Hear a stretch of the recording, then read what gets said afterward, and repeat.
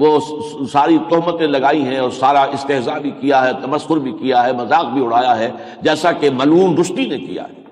لیکن عجیب بات ہے، وہی شخص ہے ایچ جی ویلز جو ایک طرف حضور کے اوپر اس طرح کا جو ہے معاملہ کر رہا ہے، لیکن جب وہ اپنے concise history of the world, اس کی دو کتابیں ہیں، short history of the world, concise history of the world, تو concise history of the world میں جب وہ آتا ہے حجۃ الوداع کے چیپٹر پر، تو وہاں پر کوٹ کر کر جو حضور نے فرمایا تھا کہ لا فضل لعربی علی عجمی ولا لعجمی علی عربی ولا لاسود علی احمر ولا لاحمر علی اسود، کسی عرب کو کسی عجمی پر کوئی فضیلت نہیں، کسی عجمی کو کسی عرب پر کوئی فضیلت نہیں، کسی گورے کو کسی کالے پر کوئی فضیلت نہیں، کسی کالے کو کسی گورے پر فضیلت نہیں۔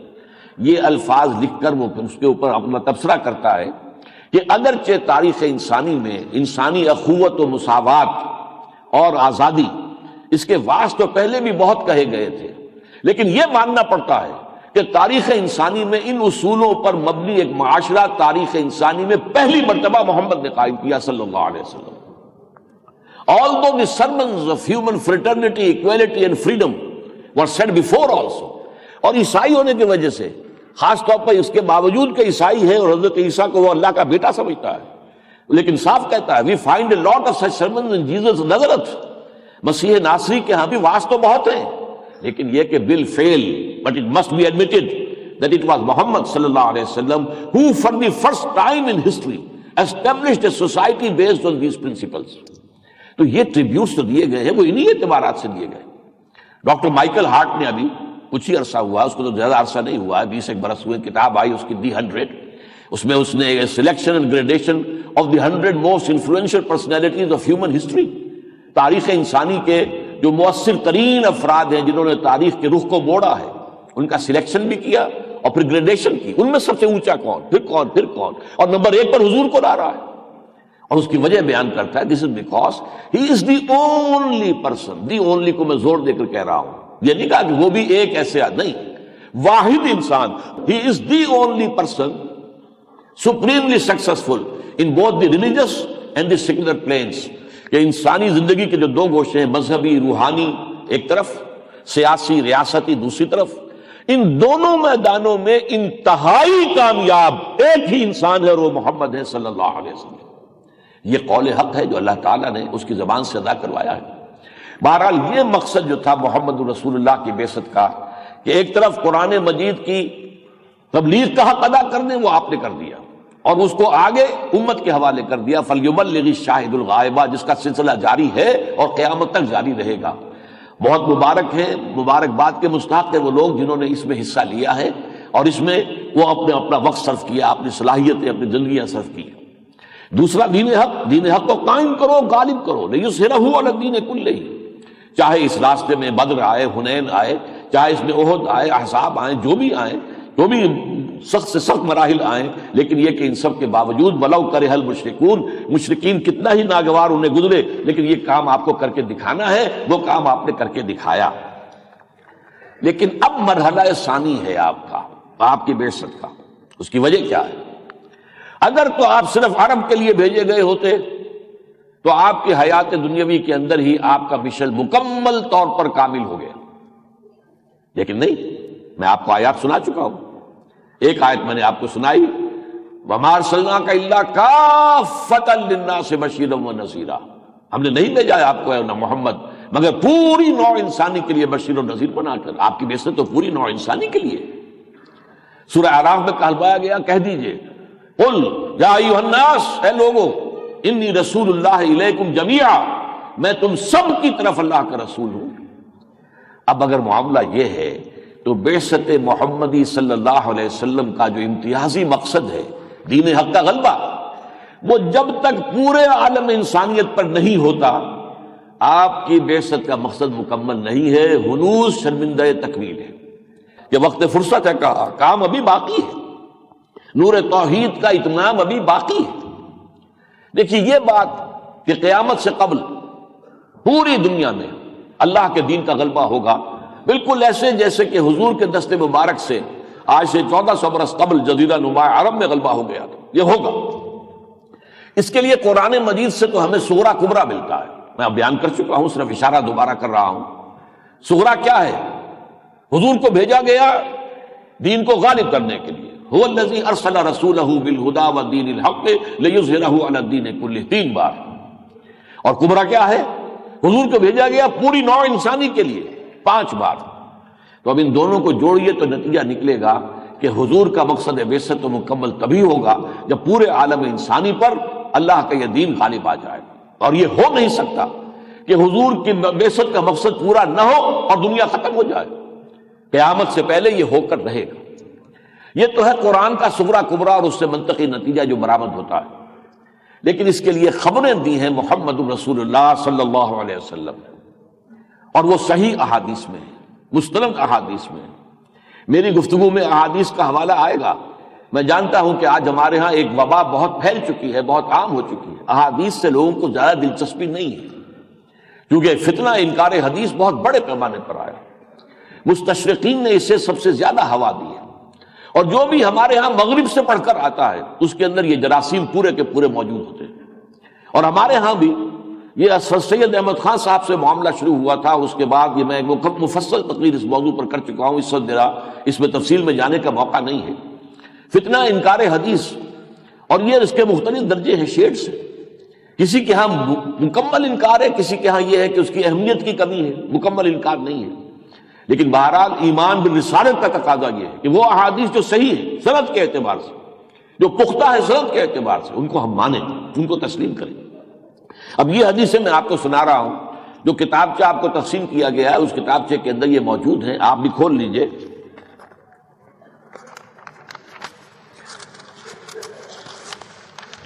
صفحہ 4 پر پہلی حدیث ہے. اس کے راوی ہیں حضرت نعمان ابن بشیر رضی اللہ تعالی عنہ، اور یہ رواہ احمد ابن حنبل رحمہ اللہ نے اپنی مسند میں اسے نقل کیا ہے.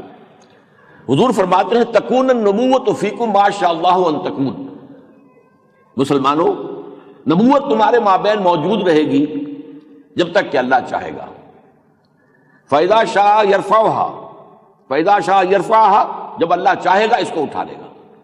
یعنی میں موجود رہوں گا تمہارے مابین جب تک اللہ چاہے گا. جب اللہ چاہے گا اللہ مجھے اٹھا لے گا، میرا انتقال ہو جائے گا، ایک دور ختم ہو جائے گا تمہاری تاریخ کا، دور نبوت.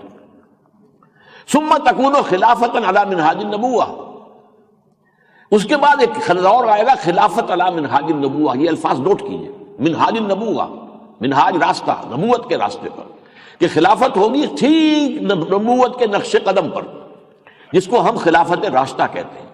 خلافت راشدہ کے الفاظ حدیث میں نہیں آئے ہیں، خلفائے راشدین کا لفظ تو آیا ہے، خلافت راشدہ کا نہیں آیا ہے. خلافت علی منہاج النبوہ، نبوت کے نقش قدم پر خلافت. فتکون ما شاء اللہ ان تکون، یہ دور بھی رہے گا جب تک اللہ چاہے گا کہ رہے. ثم یرفع اللہ اذا شاء یرفعها، پھر اللہ اسے اٹھا لے گا جب اللہ چاہے گا، وہ دور بھی ختم ہو جائے گا. ثم تکون ملکا عاضا، پھر کاٹ کھانے والی ملوکیت کا دور آئے. یہ ملوکیت جو بنو امیہ اور بنو عباس کی آئی ہے، کاٹ کھانے والی، ظالم. اسی ملوکیت کے دور میں آپ کو معلوم ہے کہ حضرت حسین رضی اللہ تعالی عنہ اپنے ساتھیوں کے ساتھ ذبح کیے گئے. اسی میں واقعہ حرہ ہوا ہے. اسی ملوکیت کے دور میں آپ کو معلوم ہے کہ حجاج ابن یوسف نے سینکڑوں جو حضور صلی اللہ علیہ وسلم کے تابعی تھے ان کو شہید کیا ہے. یہ سارا دور جو ہے ظلم کا دور ہے. یہ ملوکیت تھی، یہ خلافت نہیں تھی. ہم غلطی سے اس کو کہہ دیتے ہیں خلافت بنو امیہ اور خلافت بنو عباس. یہ ملوکیت تھی، حضور کی حدیث بتا رہی ہے. یہ ہے ملوکیت. ثم تکون ملکا عاضا فتکون ما شاء اللہ ان تکون، پھر یہ رہے گی جب تک کہ اللہ چاہے گا کہ رہے. ثم یرفع اللہ اذا شاء یرفعها، پھر اللہ اس کو بھی اٹھا لے گا جب چاہے گا کہ اٹھا لے. اس کے بعد چوتھا دور ثم تکون ملکا جبریا، پھر مجبوری والی ملوکیت آئے گی. اب اس وقت جب کہ حضور نے یہ ارشاد فرمایا تھا لوگوں نے کیا مطلب سمجھا ہوگا یہ میں نہیں کہہ سکتا، لیکن آج ہمارے سامنے وہ پورا، چونکہ تاریخ ہمارے سامنے کھلی ہوئی ہے، وہ دور آ گیا ہے. وہ ملوکیت جس میں ہم غلام بن گئے. پہلے ملوک جو تھے بادشاہ تو تھے نا، ان میں اچھے بھی تھے برے بھی تھے، تو اچھے بھی تھے. اگرچہ اسلام کا نظام جو ہے خلافت والا سیاسی نظام جو ہے، وہ جو بھی سربراہ مملکت کو باہمی مشورے سے منتخب کرنے کا نظام تھا وہ ختم ہو گیا تھا. وہ موروثی جو ہے معاملہ بن گیا تھا، لہذا بادشاہت اس کو کہا گیا ملکن عاضا، پھر ملکن جبرین.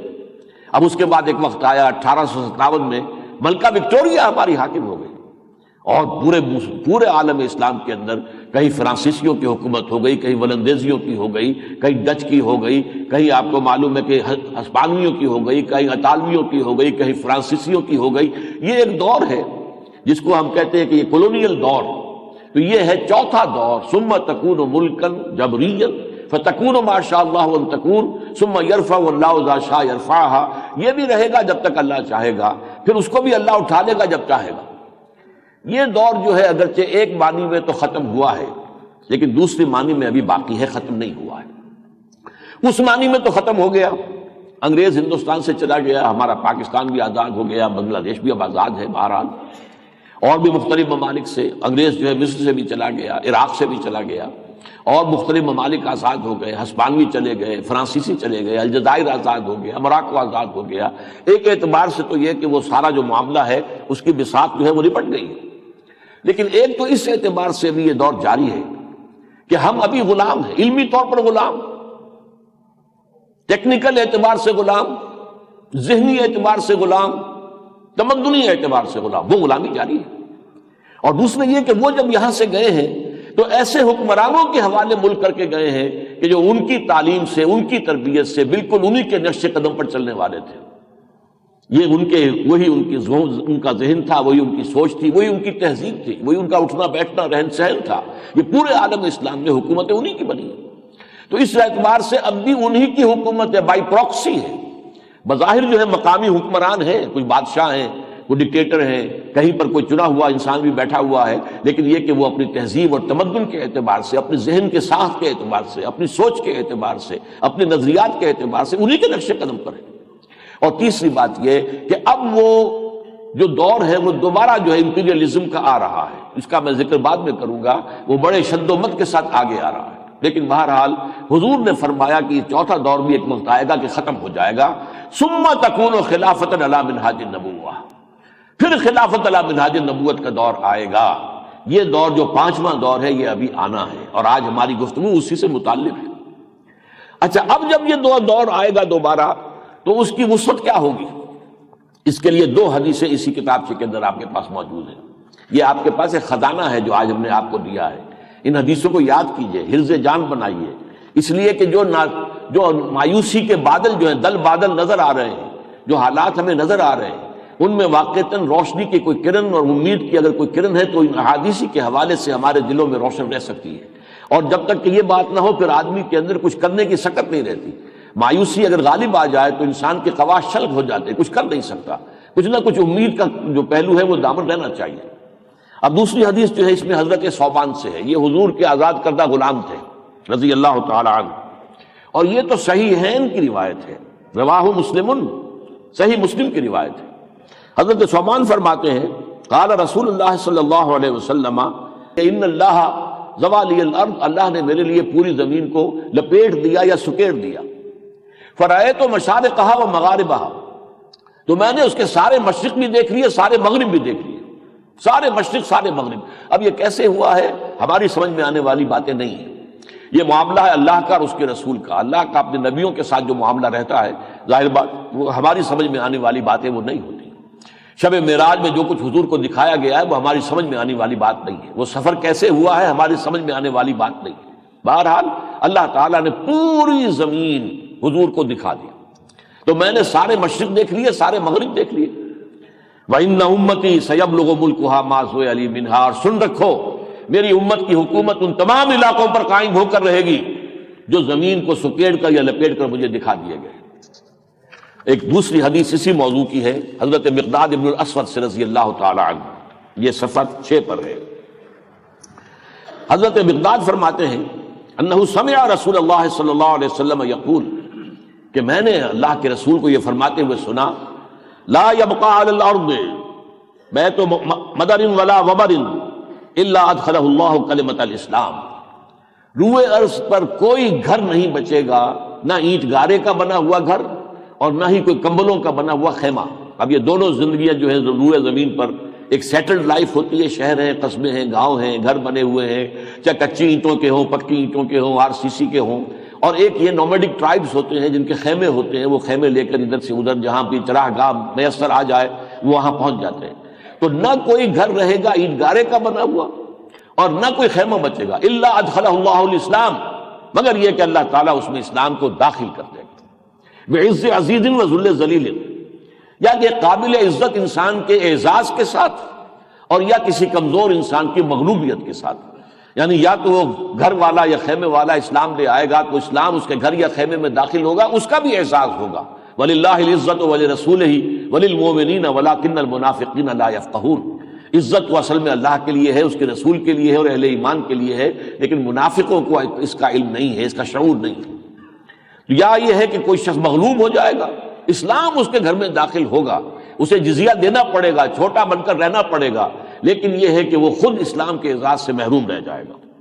یہ حدیثیں ہیں جو بتا رہی ہیں کہ جو منطقی جو نتیجہ ہے قرآن مجید کے سورہ و کبریٰ سے، وہ یقیناً منطقی نتیجہ پورا ہو کر رہے گا، اور اس کے اندر آخری جو دور ہے، میں کچھ اور درمیانی دوروں کا تذکرہ بعد میں کروں گا، آخری دور جو آئے گا وہ حضرت عیسیٰ علیہ السلام کے نزول کے وقت، اس وقت کیا ہوگا؟ یہود کا خاتمہ ہو جائے گا، ایک ایک یہودی قتل کر دیا جائے گا۔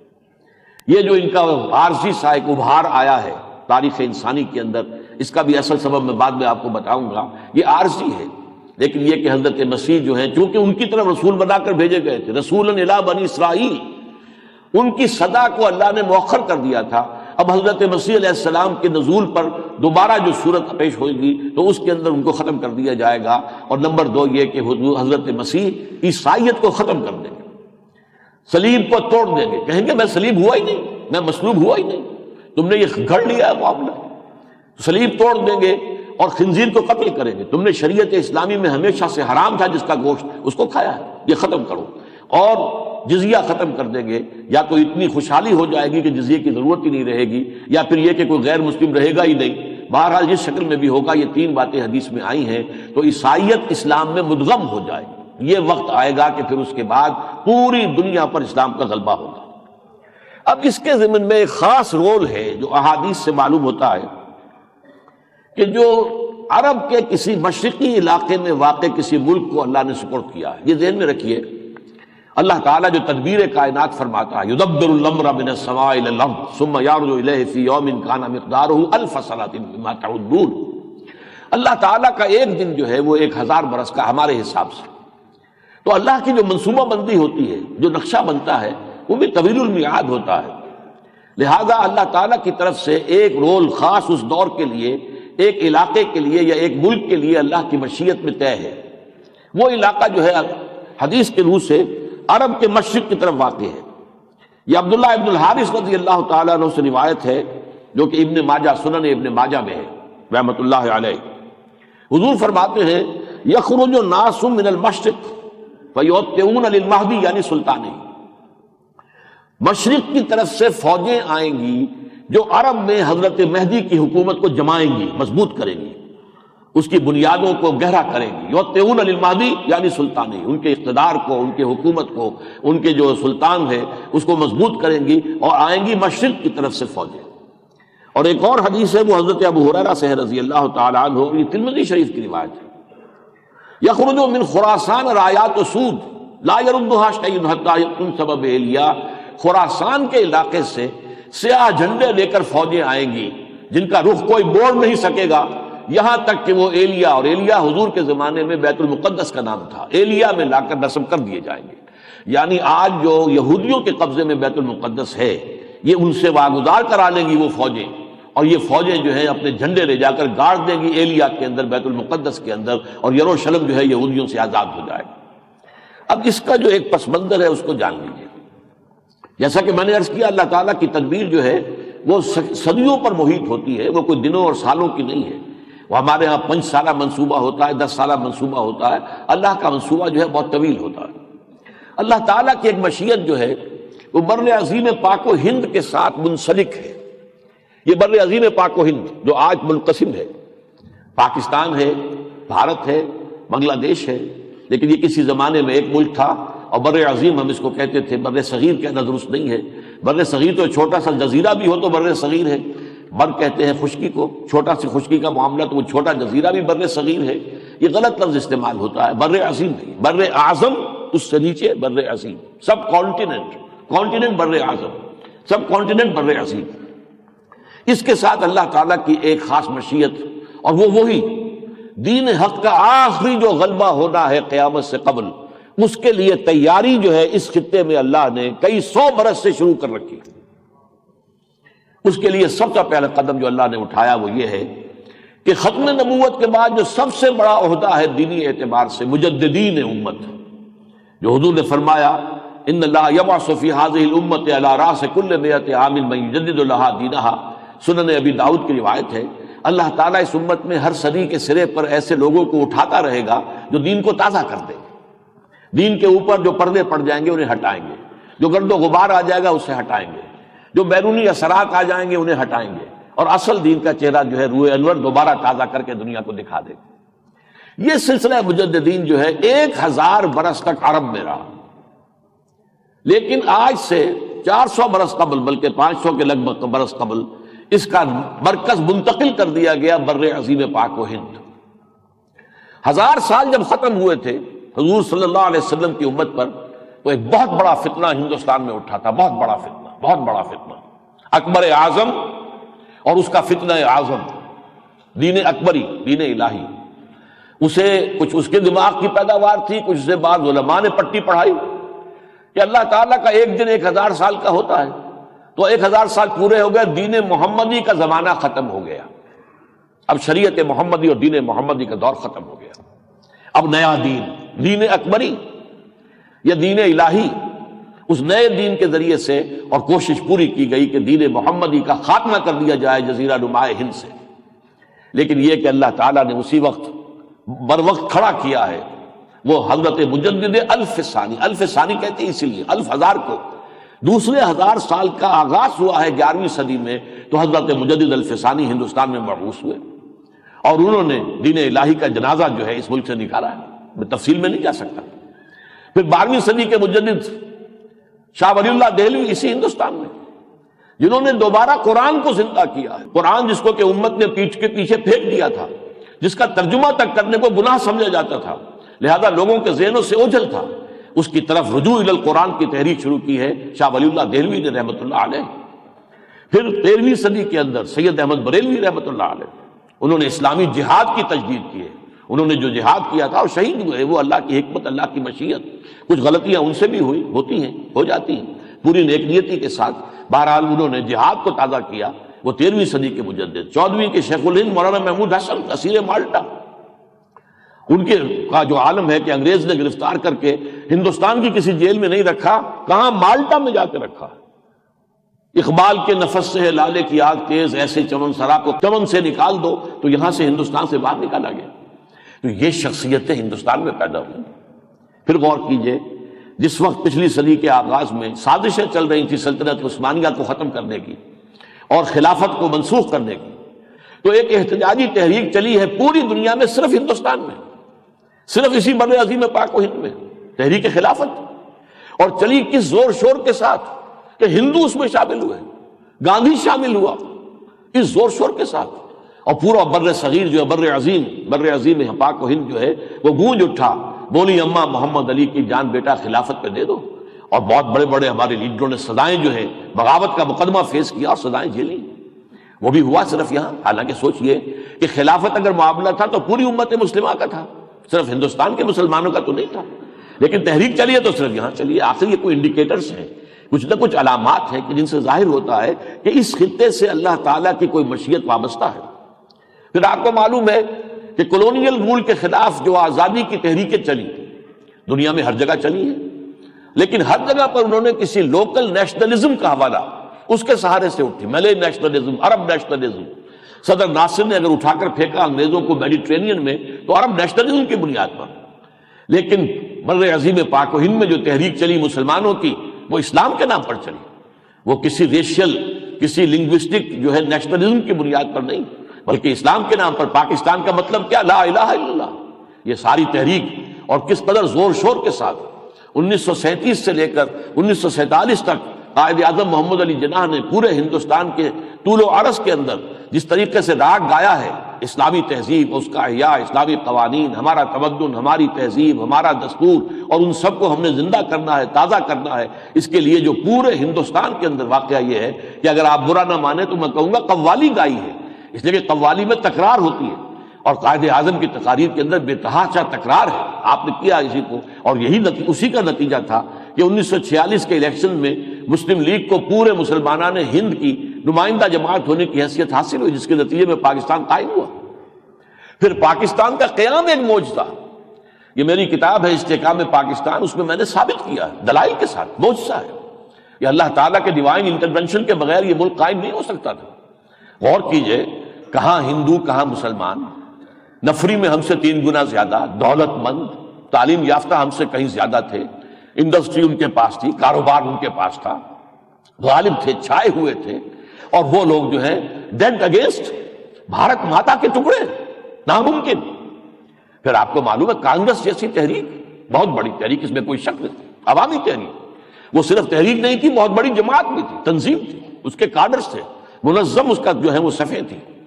پھر گاندھی جیسا لیڈر پوری دنیا میں جو مانا جاتا ہے، گاندھی، مہاتما گاندھی، یہ سارے، اور پھر مسلمانوں میں سے بڑے مؤثر طبقات پاکستان کے مخالف، مولانا حسین احمد مدنی رحمۃ اللہ علیہ کی قیادت میں جمعیت علماء ہند بہت بڑی جماعت تھی، آج آپ اس کا اندازہ نہیں کر سکتے، بہت بڑی جماعت تھی۔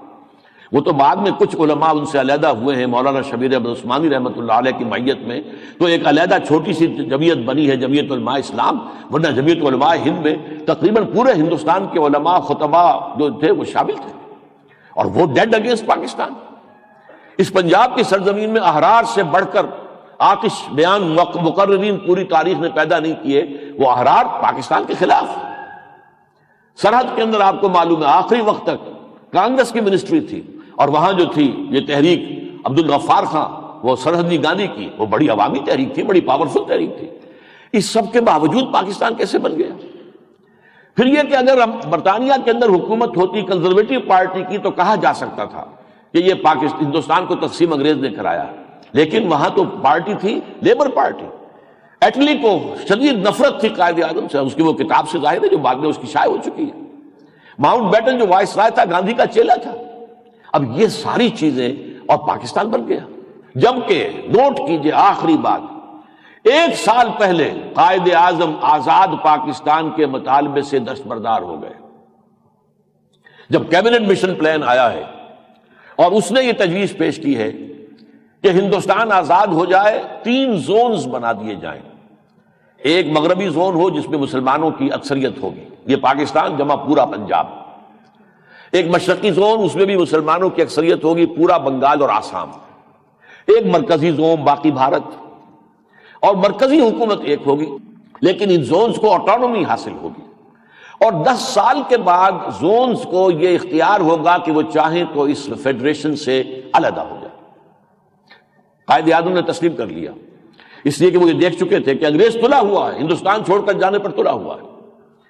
سیکنڈ ورلڈ وار کے بعد اس کی حیثیت اتنی کمزور ہو گئی تھی کہ اپنے بہت زیادہ آؤٹ لائن جو اس کے مقبوضات تھے ان پر قبضہ رکھنا اور ان کو کنٹرول کرنا اس کے بس کا روگ نہیں تھا، وہ طے کر چکا تھا جانا یہاں سے۔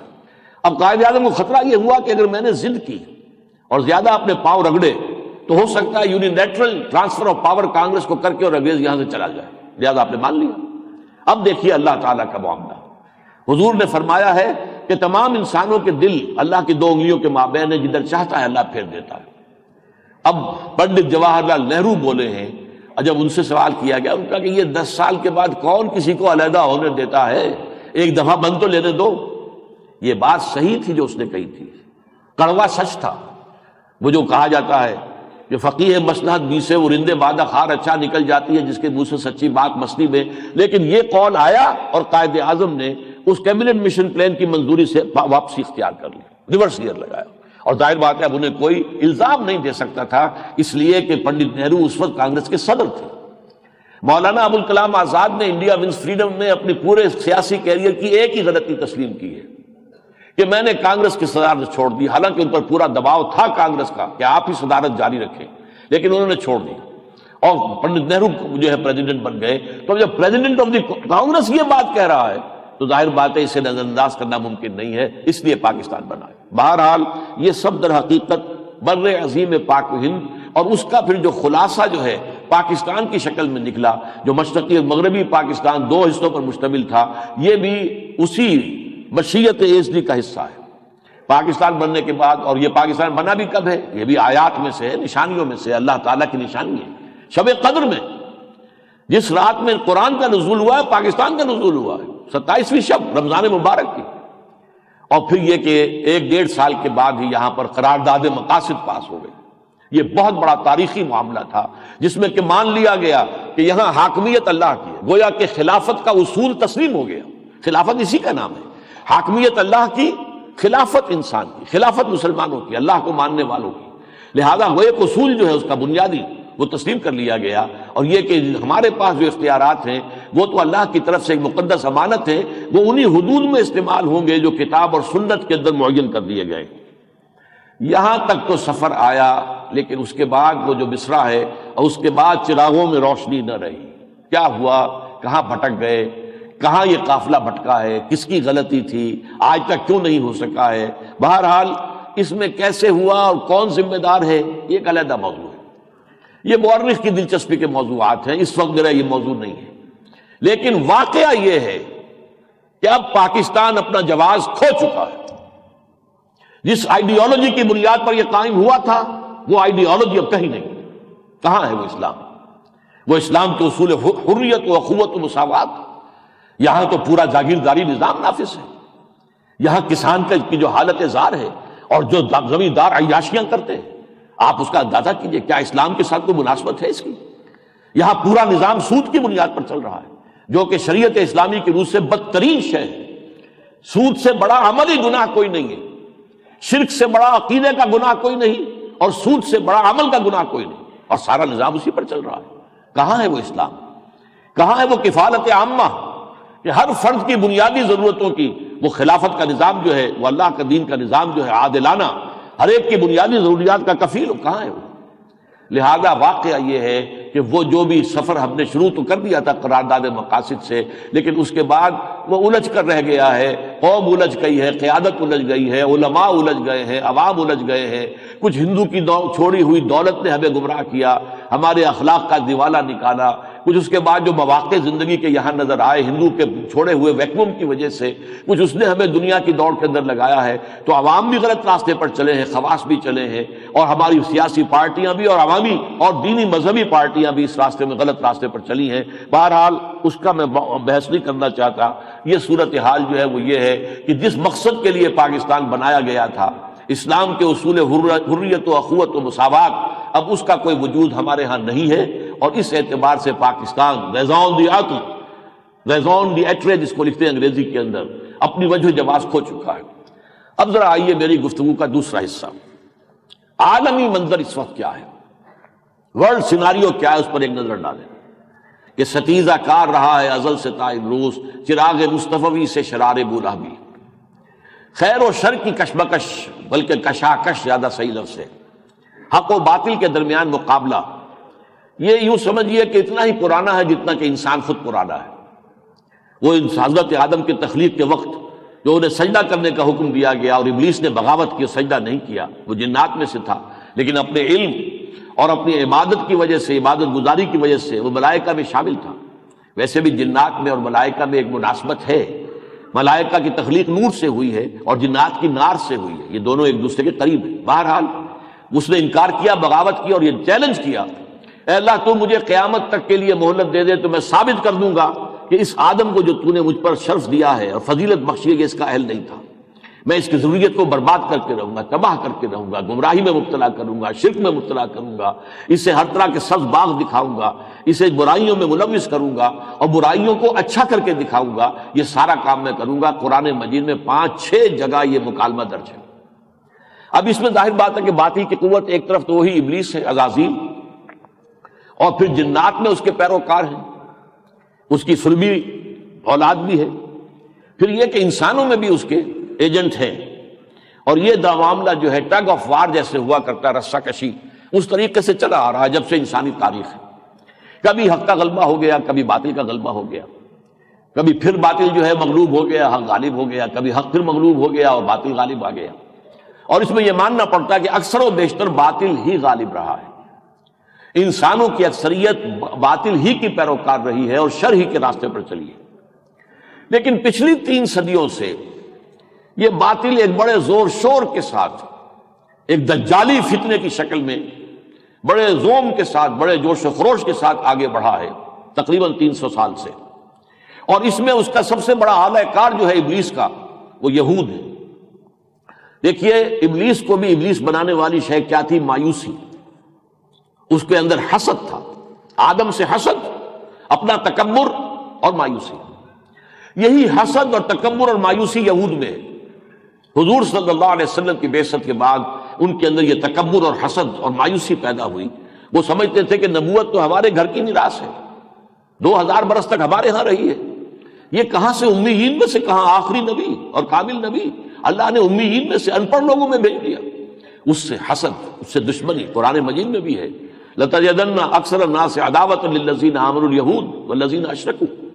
اہل ایمان سے بدترین دشمن جو ہے اہل ایمان کے، تم دیکھو گے کہ وہ یہودی ہے اور مشرک ہے. تو ان کی طرف سے جو معاملہ چل رہا ہے، اور وہ یہود جو ہے اعلی کار بن کر جو کام کر رہے ہیں، میں اس کا بتا رہا ہوں کہ 300 صدیوں سے اس کی سٹیجز کیا ہیں.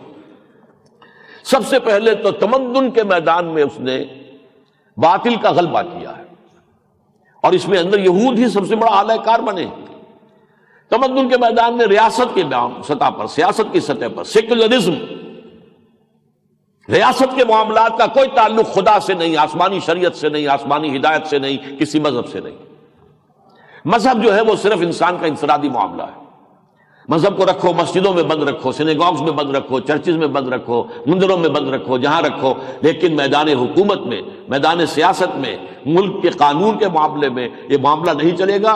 کوئی آسمانی ہدایت نہیں، کوئی آسمانی شریعت نہیں، بلکہ لوگ خود سوورن ہیں، عوام سوورن ہیں، عوام خود حاکم ہے. وہ اپنے نمائندوں کے ذریعے سے جو قانون چاہے بنائیں، ان کا اختیار مطلق ہے، اس پہ کوئی تحدید نہیں. یہ آج پوری دنیا میں یہ معاملہ پھیل چکا ہے. یہ دجالیت کا یہ جو حصہ ہے پوری دنیا کے اوپر، یہ لحاف یوں سمجھیے کہ اڑا ہوا ہے پوری دنیا نے، پوری دنیا.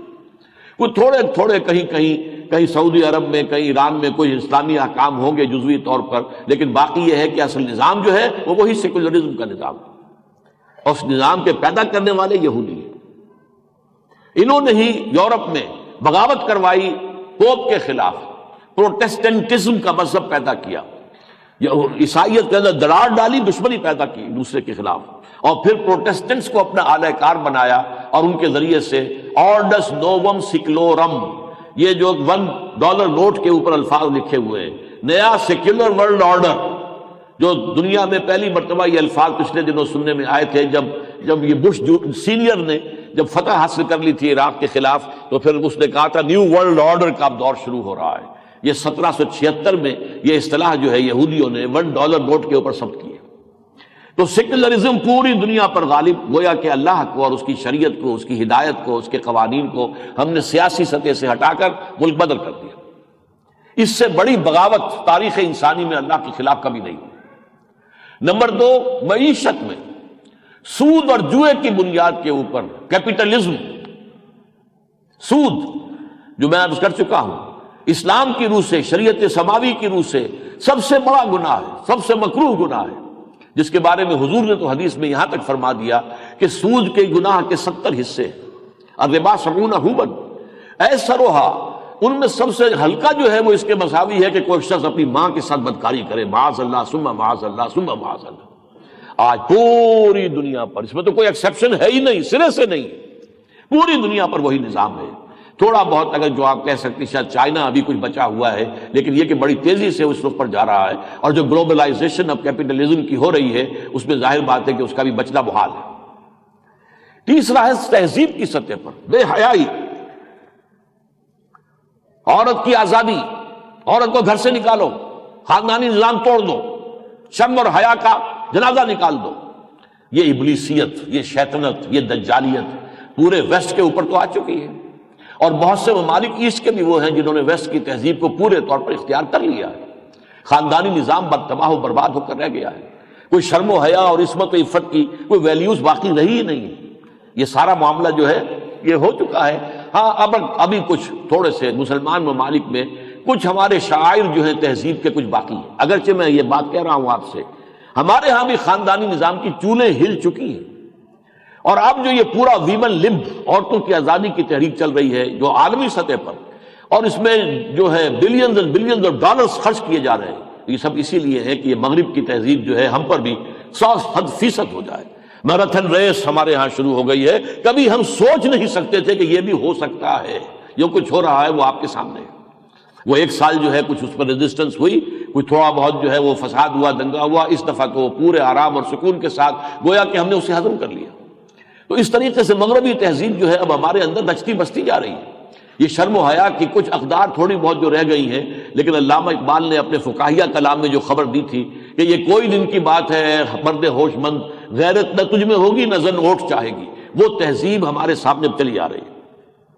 اور اب اس کا آخری فیز ہے، اور وہ عسکری سیلاب ہے، فوجی سیلاب آ رہا ہے، اور بڑی شدت کے ساتھ آ رہا ہے۔ افغانستان میں آ چکا، عراق میں آ چکا، اس سے پہلے جو کچھ کشمیر میں اور جو کچھ بوسنیا میں اور کوسوو میں اور چچنیا میں اور صومالیہ میں اور فلسطین میں ہو رہا ہے وہ سب سامنے ہے۔ اب یہ جو معاملہ ہے بہت بڑے پیمانے پر آنے والا ہے، امییننٹ، جس کے لیے کبھی کہا جاتا ہے ورلڈ وار 3 شروع ہونے والی ہے، کبھی کہا جاتا ہے آرمگیڈون بہت قریب آ گیا۔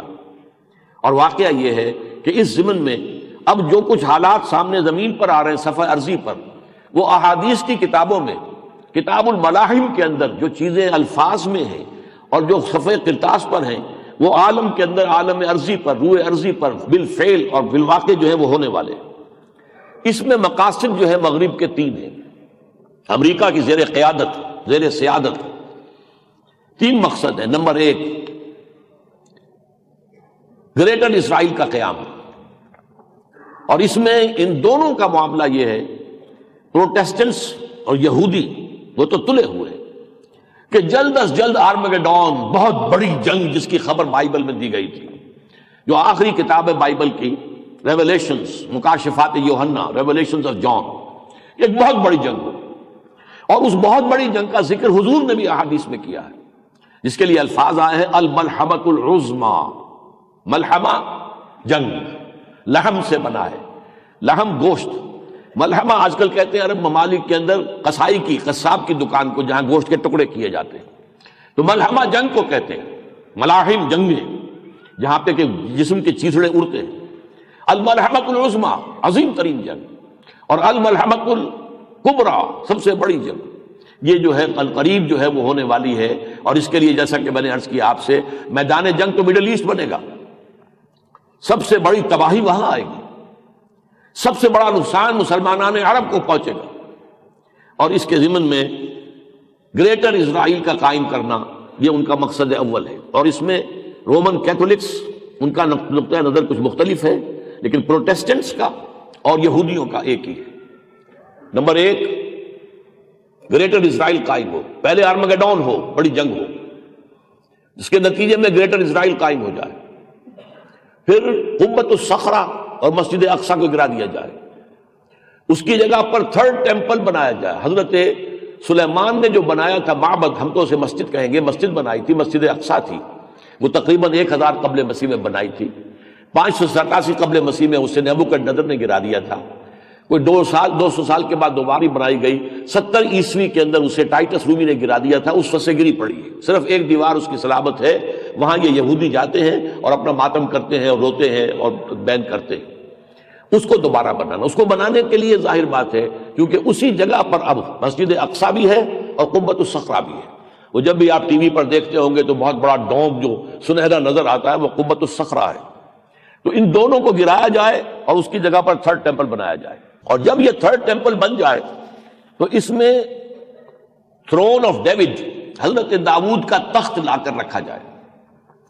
اس کی بھی ایک تاریخ ہے۔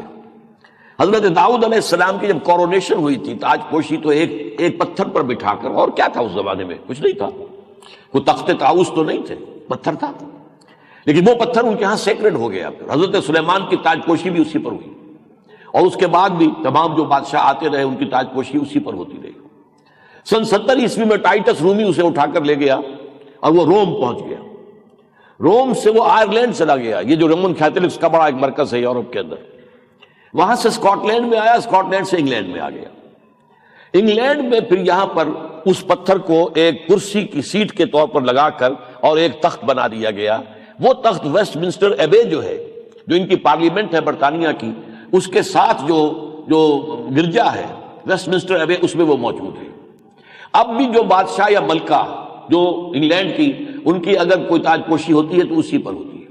یہ حضرت داؤد علیہ السلام کی تاج پوشی والا پتھر وہاں موجود ہے، یہ آ کر رکھا جائے گا وہ اس نئے ٹیمپل کے اندر، تھرڈ ٹیمپل میں۔ اس کے بعد اختلاف ہے۔ عیسائی کہتے ہیں کہ حضرت مسیح کا نزول ہوگا دوبارہ، پروٹیسٹنٹس بھی یہی کہتے ہیں۔ یہودی کہتے ہیں کہ ان کا ایک مسیحا ہے جس کی خبر بہت پہلے سے دی گئی تھی، لیکن اس کی خبر کا کہ جو مصداق تھے وہ حضرت مسیح علیہ السلام آئے تھے، انہیں یہودیوں نے مانا نہیں، تو دی پوزیشن از ویکنٹ، وہ عہدہ ابھی ان کے ہاں خالی ہے۔ They are still waiting for their messiah, وہ یہ سمجھتے ہیں کہ پھر وہ مسایا ہمارا آئے گا، وہ وہاں بیٹھے گا اور پوری دنیا پر حکومت کرے گا۔ یہ ہے صورتحال کہ جو اس وقت، اس میں سب سے پہلے یہ ہے کہ وہ مشرق اوسط کا نیا نقشہ بنایا جائے، یعنی گریٹر اسرائیل کو وجود میں لایا جائے۔ یہ جو عراق پر حملہ ہوا ہے اس کا اصل سبب یہی تھا، اسی وجہ سے کوئی اور وجہ بتائی نہیں جا سکی آج تک۔ یہ تو ڈٹائی کی انتہا ہے، اس کے باوجود جو ہے وہ کہتے ہیں کہ ہم نے صحیح کی، جنگ صحیح کی، وہ بدلتے رہے کبھی کچھ ہمیں ڈیموکریسی لانے کے لیے، ورنہ کہاں ہے وہ ویپنز آف ماس ڈسٹرکشن جو ہے ان کا کہیں ایک سوئی تک نہیں ملی۔ القاعدہ کے ساتھ صدام حسین کا کسی تعلق کا کوئی سرے سے سرا نہیں ملا، کوئی وجود، کوئی بنیاد ہی نہیں۔ یہ تھا اسی لیے یاد کر لیجئے، شیرون نے، مجھے معلوم نہیں ہے کہ ابھی وہ زندہ ہے یا موت اور زندگی کے درمیان ابھی لٹکا ہوا ہے، شیرون جو وزیر اعظم تھا اس وقت، اس نے کہہ دیا تھا یہودیوں کے وزیر اعظم، اسرائیل کے وزیر اعظم نے، ان قریب عراق پر ہمارا حملہ ہوگا۔ اور جو پہلی جنگ ہوئی تھی خلیج کی، اس میں جو کمانڈر ان چیف تھا یونائٹڈ آرمی، یونائٹڈ افواج کا، شارلس کرافٹ، اس نے صاف کہہ دیا تھا کہ ہم نے یہ جنگ لڑی ہے اسرائیل کی حفاظت کے لیے، for the protection of Israel, he is on record. یہ سارا معاملہ جو ہے جو میں بات کہہ رہا ہوں، بعض لوگ کہتے ہیں کہ کچھ لوگوں کے ذہنوں پر بھوت سوار ہو گیا اسرائیل کا، انہیں ہر معاملے میں اسرائیل اور یہودی نظر آتے ہیں۔ واقعہ یہ ہے، یہ حقائق ہیں، ان حقائق کو سامنے رکھیے۔ یہودیوں نے، اس میں کوئی شک نہیں کہ ایک بہت بڑا کارنامہ کر کے دکھایا ہے۔ وہ عیسائی جو ان سے شدید نفرت کرتے تھے، ان کو پرسیکیوٹ کرتے تھے، انہیں اپنے شہروں میں آنے نہیں دیتے تھے، صرف جیسے کرفیو کا تھوڑا سا وقت کھلا تو تھوڑا سا وقت دے دیا کہ تم شہر میں آ سکتے ہو، آ کر کوئی خرید و فروخت کر سکتے ہو، ورنہ تم جاؤ گھیٹوز کے اندر رہو۔ انتہائی یعنی بہت ہی گھٹیا قسم کی جو ان کی آبادیاں ہوتی تھیں، وہ یہودی، اور آج وہ کنٹرول میں ہے۔ غور کیجئے، فرنگ کی رگے جا پنجائے یہود میں ہے۔ یہ تو 100 سال پہلے جا کر دیکھ آئے تھے۔ 1905 میں گئے تھے علامہ اقبال یورپ، اور 1908 تک رہے ہیں۔ اب 2007 میں بیٹھے ہیں، تقریباً 100 سال پہلے کی بات ہے کہ علامہ اقبال نے دیکھ لیا تھا۔ گاہ میری نگاہ تیز چیر گئی دل وجود، وہ دل وجود کو چیر کر دیکھ لیا تھا کہ فرنگ کی رگے جا پنجائے یہود میں ہے۔ اس وقت کے فرنگ کا امام جو ہے وہ برطانیہ تھا، آج کے فرنگ کا امام جو ہے وہ USA ہے، امریکہ ہے، لیکن وہ بھی اسی طریقے سے یہودیوں کے پنجے میں، یہودی لابی سے کوئی صدر، کوئی ان کی حکومت ادھر سے ادھر ہو نہیں سکتی، وہ جو چاہیں کرے، جو چاہیں طے کروا لیں۔ یہ معاملہ جو ہے اس میں جان لیجئے کہ یہ اسرائیل جو قائم کرنے کے لیے انہوں نے، اور دوسرے مفادات بھی ہیں، وہ تیل کا معاملہ بھی، وہ بھی اپنی جگہ پر ہے، لیکن یہ نہیں ہے مین۔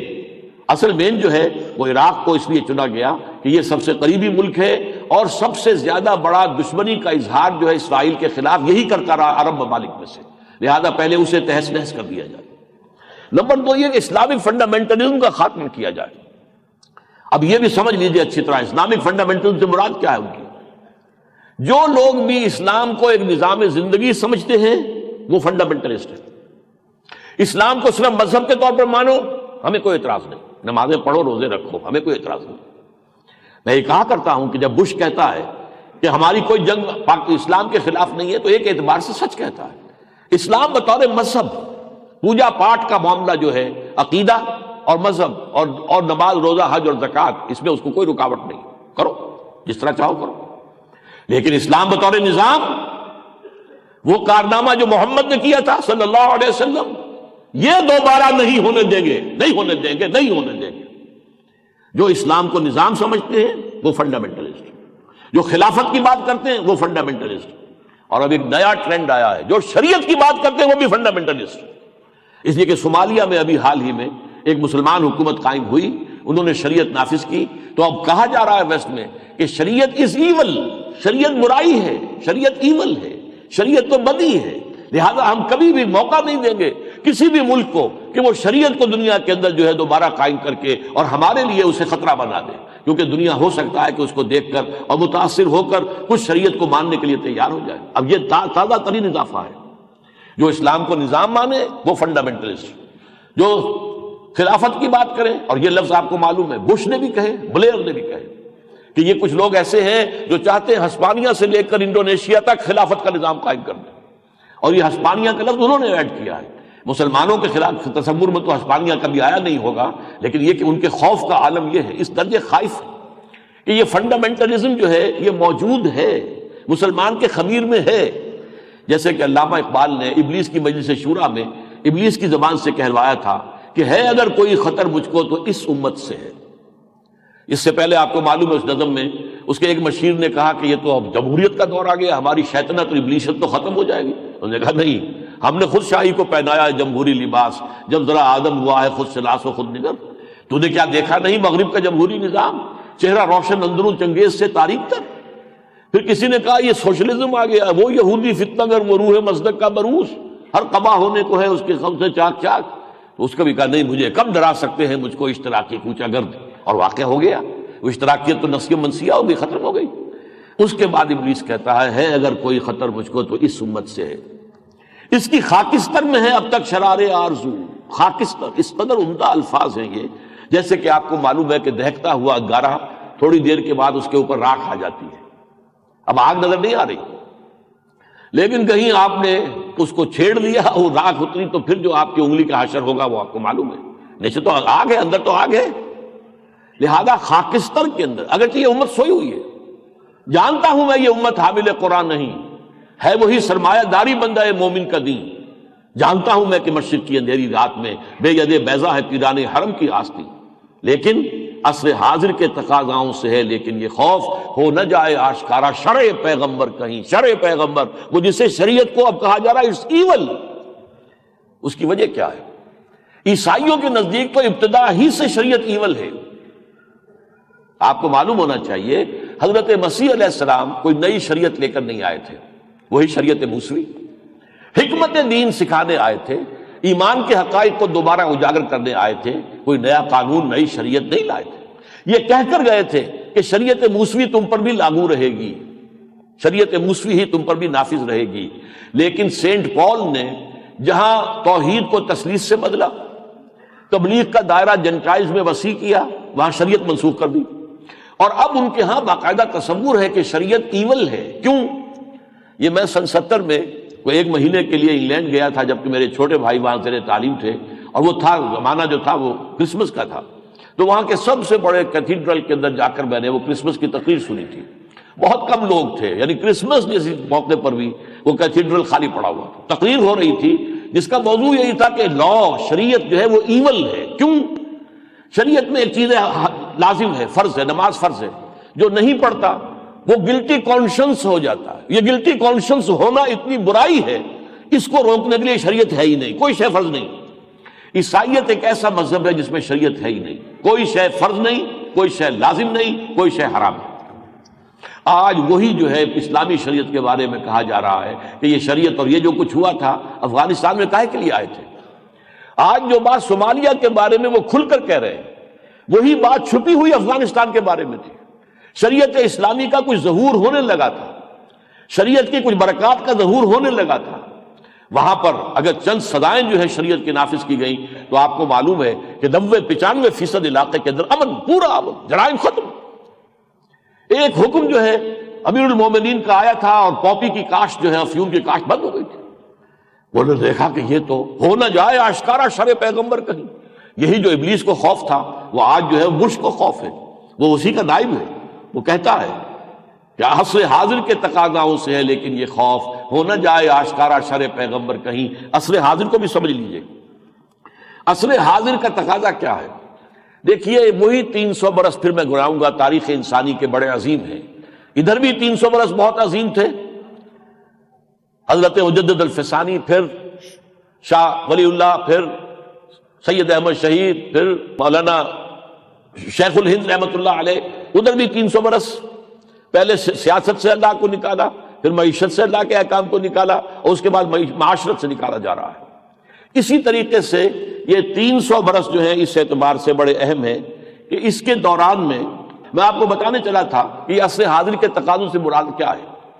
300 برس سے نوع انسانی کوشش میں ہے کہ ایک جسٹ ورلڈ آرڈر، انصاف پر مبنی اجتماعی نظام جس میں کوئی ایکسپلائٹیشن نہ ہو، جس میں کوئی جو ہے ڈسکریمنیشن نہ ہو، جس میں کوئی حاکم نہ ہو، کوئی محکوم نہ ہو، جس میں ہیرز اور ہیو ناٹس کا فرق جو ہے وہ کم سے کم کر دیا جائے، جس میں زندگی کے مواقع اور زندگی کے وسائل کے حصول کے لیے مواقع جو ہیں وہ سب کے لیے کھلے ہوں، جہاں پر کفالت عامہ کا انتظام کیا جائے اور دنیا میں جو بنیادی ضرورتیں ہیں ہر انسان کی وہ پوری کی جائیں. اس کی تلاش میں نوع انسانی ٹھوکریں کھا رہی ہے. 300 برس پہلے پوری دنیا میں ملوکیت کا نظام تھا، امپیریلزم. اس سے انقلاب فرانس کے نتیجے میں انسان نے نجات حاصل کی اور ڈیموکریسی کا دور شروع ہوا. لیکن ڈیموکریسی کے ساتھ ہی وہ جو انڈسٹریل ریولوشن آ گیا، اس کے نتیجے میں کیپٹلزم میں بہت بڑی لعنت بڑھ کر نوع انسانی پر مسلط ہو گیا. اس کے رد عمل میں کمیونزم آیا، کیپٹلزم ختم. اور وہ واقعہ یہ ہے کہ جس رفتار کے ساتھ بڑھ رہا تھا، پچھلی صدی کے وسط میں امریکہ اور اس کے حوالی کانپ رہے تھے. رشیا کی سرکردگی میں کمیونزم کا سیلاب اس طرح بڑھ رہا تھا کہ مغرب کانپ رہا تھا، کیپٹلزم کانپ رہا تھا. اس لیے کہ خلا کے اندر بھی سب سے پہلے روسی پہنچ گیا تھا، جن کے پاس تو ابھی اس کا معاملہ ہی نہیں تھا، وہ روسی پہنچ گئے. خلا کی تسخیر کا معاملہ، اس کا آغاز ان کے ہاں سے شروع ہو گیا. نتیجہ کیا ہے آپ کو شاید یاد نہ ہو، یا میری عمر کے کچھ لوگوں کو یاد ہو. میں میڈیکل کالج میں پڑھتا تھا تو امریکہ نے لاکھوں ملینز آف قرآن مجید، گلوریس قرآن، ماربیڈیو پکتال کا ترجمہ انگریزی کا، وہ شائع کر کے تقسیم کیے. مسلمانوں اپنے مذہب کے قریب آ جاؤ تاکہ تم کمیونزم سے دور رہو. گیتا، اپنشد انگریزی میں شائع کر کے لاکھوں کی تعداد میں شائع کیے. یہ در حقیقت اس خوف کی بنیاد پر تھا جو کمیونزم کی وجہ سے تھا. لیکن ہوا کیا ہے، کمیونزم بھی ختم ہو گیا. اس کے اندر غیر فطری بات تھی کہ یہ جو ذرائع پیداوار ہیں وہ اس سرے سے کسی کی ملکیت میں نہ ہو. اب نوع انسانی پھر کھڑی ہے ایک چوراہے کے اوپر، کہاں جائے گی؟ ویسٹ یہ سمجھتا ہے کہ ہمارا نظام ثابت ہو چکا ہے. فوکویاما نے جو کتاب لکھی اینڈ آف ہسٹری، کہ ہمارا ثابت ہو چکا ہے کہ ہمارا نظام لبرل سیکولر ڈیموکریسی، انٹرسٹ بیس جو ہے کیپٹلزم، مارکیٹ اکانومی کی بنیاد پر، یہ نظام بہترین ہے، ثابت ہو گیا. دیکھ لو وہ لاش پڑی ہوئی ہے کمیونزم کی، سڑ رہی ہے. لیکن انہیں اندازہ ہو رہا ہے کہ عالم ارضی کے ایک خطے کے اندر جو قوم آباد ہے، اس کی خاکستر میں ہے اب تک شرار آرزو. اس میں ایک امنگ ہے، سوئی ہوئی ہے، ابھی بیدار ہے، ایکٹیو بھی ہے، تھوڑی سی تو بھٹکی ہوئی ہے. وہ میتھڈالوجی کے اعتبار سے بھٹک گئی ہے. ان کے اندر یہ تمنا تو ہے کہ اسلام کا نظام دنیا میں دوبارہ قائم ہو. جیسے ہی یہ ویسٹرن کولونیلزم کا بستر جو طے ہونا شروع ہوا تھا اور مسلمان ملک آزاد ہونے شروع ہوئے، تو ہم ہوش میں آئے. ہم نے سوچا ہمارا بھی تو ایک نظام تھا نا، ہمارا قرآن کا اور سنت کا خلافت راشدہ کا نظام، ہم وہ قائم کریں. لہذا پوری دنیا میں اسلامی تحریکیں شروع ہوئی. یہ نوٹ کر لیجیے. مسجوبی پارٹی انڈونیشیا میں بہت بڑی پارٹی تھی. جماعت اسلامی بر عظیم پاک و ہند کے اندر انقلابی فکر کے ساتھ سامنے آئی، اقامت دین کے نعرے کے ساتھ، حکومت الہیہ کے قیام کے نصب العین کے ساتھ. ایران میں فدائین سامنے آئے، اور عرب میں بڑی زبردست طاقت الاخوان المسلمون. یہ پچھلی صدی کی تحریکیں ہیں. تو انہوں نے ایک جذبہ تو پیدا کر دیا ہے. ہمارے پڑھے لکھے مڈل کلاس کے اندر وہ جذبہ موجود ہے، چاہے وہ عملاً کچھ نہیں کر رہے، لیکن ان کے اندر سوئی ہوئی یہ آرزو جو ہے وہ موجود ہے. اسی کو اس نے کہا کہ اس کے خاکستر میں ہے اب تک شرار آرزو. اس سے انہیں اندیشہ ہے کہ ہمیں ڈر ہے. نیٹو کے چیف نے کہا تھا کہ ہمیں اندیشہ ہے اسلامک فنڈامنٹلزم سے. اب اس کے لیے سیلاب آ رہا ہے، بہت بڑا سیلاب آ رہا ہے، بہت بڑا سیلاب آ رہا ہے. میں اس کی تفاصیل میں نہیں جا سکتا، جو کتاب الملاحم میں تفاصیل ہیں، لیکن اس میں چند حدیثیں آپ کو سنا رہا ہوں اجمال کے ساتھ، جس سے اندازہ ہوگا آپ کو کہ عالم عرب جو ہے اس کو شدید ترین نقصان اٹھانے بہت بڑی اللہ کی صدا آ رہی ہے. وہ صدا کیوں ہے وہ میں بعد میں آپ سے عرض کروں گا. چنانچہ حدیث میں آتا ہے ویل للعرب من شر قد اقترب. عربوں کے لیے ہلاکت اور بربادی ہے اس بدی سے جو قریب آ چکی ہے۔ تازہ ترین جو چیز ہے وہ یہ ہے، عراق کے 3 ٹکڑے ہونے والا کا معاملہ تو اب طے شدہ سمجھیے، اور وہاں شیعہ سنی فساد جس پیمانے پر ہوگا، سول وار جس بنیاد پر ہوگی، اور اس میں اگر ایران بھی ملوث ہو گیا تو پھر یہ کہ ادھر ادھر کے جو سنی ممالک ہیں وہ بھی ہوں گی، تو نہ معلوم کتنی بڑی آگ بھڑکے گی، اس کا کوئی اندازہ آپ کر نہیں سکتے۔ تو ویلی لڑا، اور ادھر دوسری طرح زم و سلام مغرب سے جو آ رہا، تو دونوں طرح کے عذاب ان کے اوپر جو ہے مغرب سے آنے والا عذاب ہوگا، قدم و تلے سے یہ باہمی اختلاف کا عذاب ہوگا۔ لہذا اس میں جو ہے ویل للعرب من شر قد اقترب، اور اس جنگ میں کتنی ہلاکتیں ہوں گی اس کا اندازہ کیجئے اس سے، اور کتنی بڑی جنگ ہوگی۔ حضور نے فرمایا عیسائی 80 جھنڈے لے کر اے مسلمانوں تم پر حملہ آور ہوں گے، اور ہر جھنڈے کے نیچے 12,000 فوج ہوگی۔ اور آج مجھے یہ معلوم ہوا، میرے علم میں نہیں تھا، کہ ایک جو ڈویژن ہے وہ 12,000 کا ہوتا ہے۔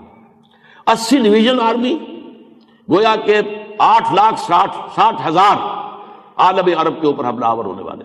یہ حضور کی خبر ہے صلی اللہ علیہ وسلم، جس میں کوئی جھوٹ نہیں ہو سکتا، کوئی غلطی نہیں ہو سکتی، وہ صادق والمصدوق۔ اور اب تو نظر آ رہا ہے، اس لیے کہ پہلی جو جنگ تھی 3-3.5 لاکھ آدمی تو اس وقت جمع کر لیے تھے انہوں نے، جبکہ ابھی صرف عراق کا معاملہ تھا، اور عراق کا کویت کے اوپر حملہ تھا، اور اس سے اس کو نکالنا تھا۔ اس وقت کتنی بڑی جو ہے کولیشن فراہم کر لی تھی۔ تو یہ 8.5 لاکھ لوگوں کا تیار کر لینا، پوری نیٹو جو ہے جس کے لیے منظم اثر نو کی گئی ہے، پورا جو امریکہ کی افواج ہے، یہ سب کے سب جو ہے مل کر یقیناً اس عدد کو پہنچ جائے گی جو حضور نے حدیث میں بیان کیا ہے کہ 80 جھنڈے اور ہر جھنڈے تلے 12,000 فوج۔ اور پھر اس میں ہلاکتیں کتنی ہوں گی؟ ایک حدیث میں الفاظ آتے ہیں ایک باپ کے 100 بیٹے ہوں گے تو 99 ہلاک ہو جائیں گے، ایک بچے گا۔ اور ایک حدیث میں یہ ہے کہ اتنی لاشیں پڑی ہوگی زمین کے اوپر کہ ایک پرندہ اڑتا چلا جائے گا، وہ پرندہ نفاست پسند پرندہ۔ ایک تو پرندے ہیں کہ جو مردار خور ہیں، کوے ہیں، گدھ ہیں، وہ تو آئیں گے لاشوں کے اوپر، ان کی تو دعوت، ان کے تو مزے ہوں گے، لیکن ایک کوئی نفاست پسند پرندہ جو ہے، جو لاش کے اوپر نہیں اترنا چاہتا، متعفن لاش کے اوپر نہیں اترنا چاہتا، وہ اڑتا چلا جائے گا، اڑتا چلا جائے گا، اڑتا چلا جائے گا، اسے کوئی جگہ خالی نہیں ملے گی جہاں لاش نہ ہو، یہاں تک کہ وہ تھک کر گرے گا، لاش پر گرے گا۔ یہ تباہی عالم عرب کے اوپر سر پر کھڑی ہوئی ہے، یہ جان لیجیے۔ یہ ساری تیاریاں اس کی ہو رہی ہیں۔ یہ کیوں ہے؟ دیکھیے، اس کے لیے اللہ کا ایک قانون اور قاعدہ ہو، سمجھ لیجیے۔ اللہ کا قانون یہ ہے کہ جس امت کو، جس قوم کو اللہ اپنی شریعت دے اور اپنی کتاب دے، وہ دنیا میں اس کی نمائندہ شمار ہوتی ہے، ریپرزینٹیٹو آف گاڈ آن ارتھ۔ پہلے یہ معاملہ یہود کا تھا، 1400 برس سے یہ معاملہ مسلمانوں کا ہے۔ اب اگر وہ امت اپنے عمل سے مس ریپرزینٹ کرے، اللہ کے دین کو کی شہادت دینے کی بجائے برعکس شہادت دینے لگے، مس ریپرزینٹ کرے، تو وہ کفار سے بڑھ کر مجرم ہے۔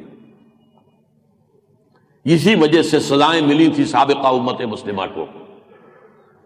اشوریوں کے ہاتھوں ان کو برباد کیا گیا 700 قبل مسیح میں، نبوکدنضر کے ہاتھوں لاکھوں ان کے قتل ہوئے 587 قبل مسیح میں، رومیوں کے ہاتھوں، یونانیوں کے ہاتھوں ان کا قلعہ تباہ کیا گیا، اور آخری پھر ٹائٹس یومی نے 70 عیسوی کے اندر ان کو جو ہے 1,33,000 صرف یروشلم میں قتل کر کے، اور جو انہوں نے دوسرا ٹیمپل اپنا بنایا تھا، ٹیمپل آف سولومن، گرا کر اور ان کو نکال دیا باہر، نکل جاؤ۔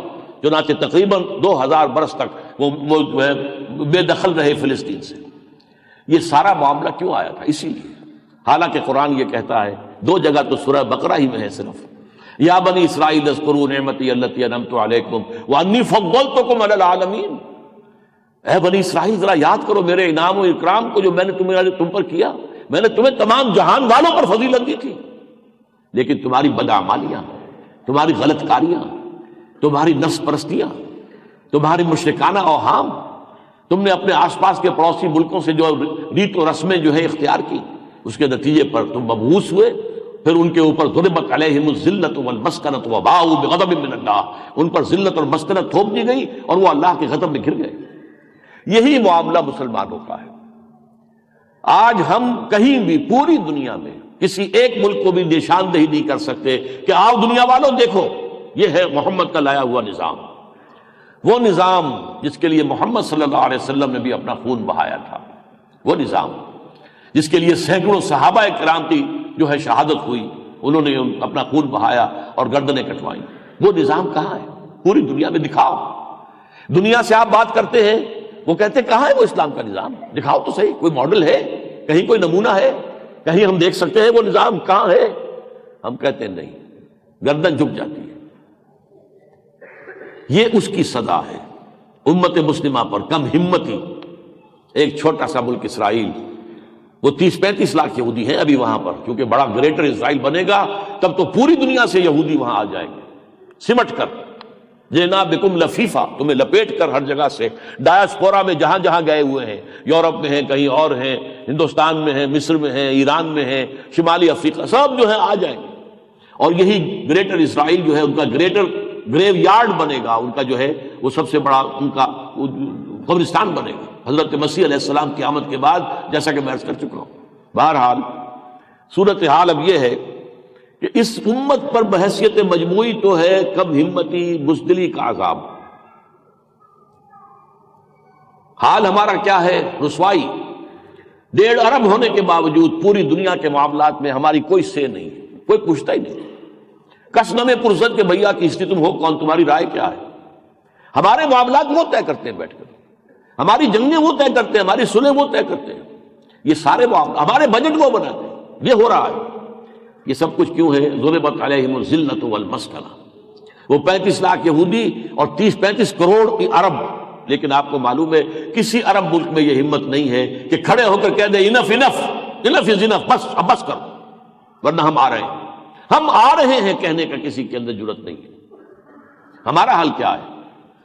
60 سال سے ہم کہتے ہیں کہ ہماری شہرنگ ہے کشمیر، لیکن آج تک ہمت یہ نہیں ہوئی کہ کھلے میدان میں ہم کہتے بھارت سے کہ یا تو ہمارا یہ گریبان چھوڑو اور ورنہ میدان جنگ میں آؤ۔ کہہ سکے؟ ہم نہیں کہہ سکے۔ ہاں کچھ ہم نے سن 65 کے اندر در پردہ جو ہے کچھ کمانڈوز بھیج دیے، اس کے نتیجے میں جنگ ہو گئی، لیکن یہ کہ کھل کر ہم نے کبھی الٹیمیٹم نہیں دیا کہ ہٹاؤ یہاں سے، اور یہ کہ کشمیر ہمارا ہے اور وہ ہمیں ملنا چاہیے لازم۔ اب تو جو صورتحال ہے وہ بہت ہی برعکس ہو چکی ہے، اب تو ہم اس پر سے اپنا کلیم بھی ختم کر چکے ہیں۔ اب تو ہم نے لچک پر لچک اور پھر لچک دکھا دکھا کر وہ سارا معاملہ ختم کر دیا۔ کشمیر میں جن لوگوں نے یہاں سے پاکستان سے جا کر جنہوں نے جانے دی ہیں، اور بہت سے لوگوں نے جا کر وہاں پر جہادی تنظیموں نے وہاں پر جو ہے وہ اپنی جانیں دی ہیں، تو ان سب کا خون کا کیا ہو رہا ہے وہ آج ہمارے سامنے نگاہوں میں۔ ضربت علیہم الذلۃ والمسکنہ تو سب کے لیے، پوری قوم کے لیے، پوری امت کے لیے، لیکن اس امت میں سب سے اہم حیثیت ہے عرب مسلمان۔ وہ اس امت کا نیوکلیس ہے۔ جیسے آپ نے ایٹم کا سٹرکچر پڑھا ہے نا کہ اس کا درمیان میں نیوکلیس ہوتا ہے اور اس کے ارد گرد جو ہے وہ مختلف دائروں میں الیکٹرانز ہوتے ہیں، تو اس امت کا نیوکلیس ہے عرب، امیین۔ هو الذی بعث فی الامیین رسولا منہم یتلو علیہم آیاتہ ویزکیہم ویعلمہم الکتاب والحکمہ۔ وہ ہیں عرب۔ ہم تو جو ہے آخرین منہم لما یلحقوا بہم، ہم جو باہر کے جو ہے مارجنل، ہم تو جو ہے الیکٹرانز ہیں، اصل میں جو نیوکلیس ہے امت مسلمہ کا وہ مسلمانان عرب۔ تو جن کے رتبے ہیں سوا، ان کی سوا مشکل ہے، جن کا مقام اونچا ہوتا ہے ان کے جرائم پر سزا اتنی ہی زیادہ سخت دی جاتی ہے۔ سورہ احزاب میں حضور کی ازواج مطہرات سے خطاب کر کے کہا گیا ہے یا نساء النبی لستن کاحد من النساء، اے نبی کی بیویوں تم کسی عام عورت کے مانند نہیں ہو، اگر تم نے کوئی غلط حرکت کی تو دوہرا عذاب ملے گا۔ کیوں؟ تمہارا مقام ہے، تمہاری ایک حیثیت ہے، تمہاری ایک پوزیشن ہے، اگر تم سے کوئی غلط حرکت کی تو دگنی سزا ملے گی۔ تو یہ صورتحال عالم عرب کی ہے۔ ان کو جو فضیلت دی گئی سب سے پہلے یہ کہ محمد ان میں سے تھے صلی اللہ علیہ وسلم، فداہ آباؤنا و امہاتنا، یہ جو مرتبہ بلند ملا جس کو مل گیا، ہر مدعی کے واسطے دار الحسن کہا۔ نمبر 2، ان کی مادری زبان میں اللہ کا کلام موجود ہے، آج بھی موجود ہے، انہیں اس کو سمجھنے میں کوئی دقت نہیں ہے۔ انہیں یہ نہیں ہے کہ کوئی فورن لینگویج پڑھیں، سیکھیں، گردانے رٹیں، بڑی محنت کریں، چٹائی توڑ محنت کریں اور پھر وہ قرآن کو سمجھیں، نہیں، ان کی اپنی مادری زبان میں۔ اور پھر بھی جو جیسے جیسے مغربی استعمار سے آزاد ہوا، کسی نے اپنا قبلہ کر لیا ماسکو کو، روس کی طرف، اور کسی نے قبلہ سیدھا کر لیا واشنگٹن کی طرف، کسی نے قرآن کو اپنا امام نہیں بنایا۔ لہذا عظیم ترین مجرم وہ ہیں اور عظیم ترین سزا ان پر آنے والی ہے۔ ویل للعرب من شر قد اقترب، جو میں نے آپ کے سامنے بیان کر دیا ہے، یہ سزا ہے۔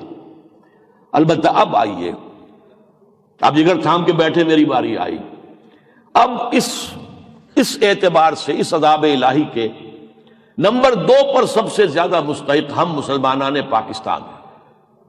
کیوں؟ ایک تو ہمارا وہی عمومی بغاوت اللہ کے دین کے خلاف، اللہ کے دین کو چھوڑ کر نئی تہذیب، نیا تمدن، کافرانہ نظام، سیکولر نظام، بینکنگ کا نظام، جاگیرداری کا نظام، اور اب جو ہے معاشرت کے اندر بھی وہی بے حیائی کی رسمیں ہم لا رہے ہیں، تو ہم مجرم ہیں۔ نمبر 2 جو بڑا زیادہ مجرم ہے ہم، وہ اس وجہ سے ہے ہم نے ایک اللہ سے وعدہ کر کے پاکستان حاصل کیا۔ یہ جو میں نے عرض کیا تھا کہ ایک معجزہ ہے پاکستان کا قیام، اس معجزے میں ڈیوائن انٹرونشن کو دخل ہے، اللہ کے فیصلے کو دخل ہے، اس لیے کہ ہم نے دعائیں کی تھی۔ میں تو ہوں موجود ان میں سے جنہوں نے جلوس نکالے تھے۔ میں مسلم اسٹوڈنٹس فیڈریشن کا کارکن تھا، ضلع حصار کی فیڈریشن کا میں جنرل سیکرٹری تھا۔ ہم نے جلوس نکالے، ہم نے جمعے کے اجتماعات میں، عیدین کے اجتماعات میں دعائیں کی، گڑ گڑا کر، اے اللہ ہمیں انگریز اور ہندو کی دوہری غلامی سے نجات دے، ہم تیرے دین کا بول بالا کریں گے، تیرا دین قائم کریں گے، تیرے نبی کے دین کو قائم کریں گے۔ اے نبی، اے اللہ ہمیں اس دوہری غلامی سے نجات دے۔ ایسا نہ ہو کہ انگریز کی غلامی سے نجات پا کر ہم ہندو کے غلام ہو جائیں۔ ایسا نہ ہو اگر پاکستان نہ بنا تو کیا ہوگا، ہم ہندو اکثریت کے غلام ہو کر رہ جائیں گے، ہندو اکثریت جو ہے منمانی کرے گی اور ہم ان کے تابع محمل ہو کر رہ جائیں گے۔ تو اللہ ہمیں اس دوہری غلامی سے نجات دے۔ اللہ نے نجات دی، اور میں بتا چکا ہوں کہ پنڈت نہرو کے ذریعے سے دی۔ پنڈت نہرو کی زبان سے وہ الفاظ نکلوائے کہ قائد اعظم نے کیبنٹ مشن پلان کو جو منظور کر لیا تھا، اس سے آپ نے پسپائی اختیار کی، اور اس کے نتیجے میں پھر پاکستان بنا ہے۔ لہذا یہ جو وعدہ خلافی ہے اللہ کے خلاف، اس وعدہ خلافی کا نتیجہ کیا ہے؟ وہ جو میں پہلے کہہ چکا ہوں کہ ہم اپنا جواز کھو چکے۔ صورتحال اب جو ہے خاص طور پر وہ نوٹ کر لیجئے، 3 امکانات پاکستان کے ہیں، الا یہ کہ ہم بھی اب بھی توبہ کر لیں اور باز آ جائیں، اس کا میں بعد میں ذکر کروں گا۔ اگر یہی صورت رہتی ہے، اگر کوئی بڑی تبدیلی نہیں آتی، وقت بہت کم ہے، ٹائم از رننگ شارٹ، سیلاب جو آ رہا ہے وہ تو کسی ایسے انداز سے آ رہا ہے کہ جس کا کوئی آپ کو اندازہ اب ہے بہرحال، اور وہ طوفان جو ہے بڑھ رہا ہے، بڑی تیزی کے ساتھ بڑھ رہا ہے، اس کے تھپیڑے ہمارے مغربی سرحد تک آ گئے، کچھ نہ کچھ اندر تک بھی اس کے اثرات محسوس ہو رہے ہیں۔ اس اعتبار سے وقت کم ہے ہمارے پاس، لیکن یہ کہ اگر ہم نہ کر سکے اور ہم اسی ڈگر پر قائم رہے تو 3 میں سے کوئی ایک امکان ہو جائے گا۔ خاکم بدہن، میرے منہ میں خاک، یہ بھی ہو سکتا ہے کہ پاکستان بالکل ختم ہو جائے اور تمہاری داستان تک بھی نہ ہوگی داستانوں میں۔ دنیا کے تجزیہ نگار تو کہہ رہے ہیں، رینڈ کارپوریشن تو پیشگی کہہ رہی ہے، پہلے 2015 کہا گیا تھا، اب 2020 کہا گیا۔ 2020 میں پاکستان کے نام سے کوئی ملک دنیا کے نقشے پر نہیں ہوگا۔ نمبر 2، اگر یہ نہیں ہے تو ہو سکتا ہے بلکنائزیشن ہو جائے، چھوٹے چھوٹے ٹکڑے ہو جائے۔ نقشہ شائع کر دیا گیا ہے، آسمان امریکہ سے تو نقشہ شائع کر دیا گیا ہے، اوپر والے آسمان سے کیا ہوگا یہ اللہ ہی جانتا ہے، وہ ہم کچھ نہیں کہہ سکتے۔ لیکن اس دنیا کا جو ایک آسمان اس وقت بنا ہوا ہے، جو supreme power on earth, the sole supreme power on earth, اس کی طرف سے، اس کی ڈیفنس ڈپارٹمنٹ سے، اس میں بلوچستان علیحدہ آزاد ریاست، اس میں جیکب آباد کا علاقہ سندھ میں سے شامل کیا جائے گا، اور ڈیرہ غازی خان جو ہے، چونکہ یہ بھی بلوچوں کی اکثریت ہے، یہ پنجاب سے بھی لے کر شامل کیا جائے گا، اور افغانستان سے بھی کچھ بلوچستان کا حصہ لیا جائے گا، اور ایران سے بھی لیا جائے گا۔ ایک گریٹر بلوچستان وجود میں آئے گا، ایک سندھو دیش بن جائے گا، ایک کراچی اور اس کے ملحقہ علاقوں پر، وہ آپ اس کو چاہے لیاقت آباد کہیں چاہے کچھ کہیں، وہ ایک وہ بن جائے گا، 5ویں جو ہمارے ہاں قومیت ابھری تھی، اگرچہ اس نے اسلام کو تبدیل کر دیا، مہاجر قومی موومنٹ ان کا۔ اس کے بعد یہ ہے کہ سرحد کا پختون حصہ جو ہے وہ افغانستان کو دے دیا جائے گا، یہ ان کا نقشہ ہے، یہ ان کا نقشہ بیان کر رہا ہوں۔ باقی یہ پنجاب کا تھوڑا سا علاقہ رہ جائے گا پاکستان کے نام سے، اور وہ بھی تابع محمل ہوگا۔ اور نمبر 3 جو بات میں نے کہی وہ یہ کہ تابع محمل بن کے آپ رہ جائیں بھارت کے، یہ تیسری شکل ہے جس کی طرف پاکستان تیزی سے جا رہا ہے، اور اس کے آثار بالکل واضح ہیں۔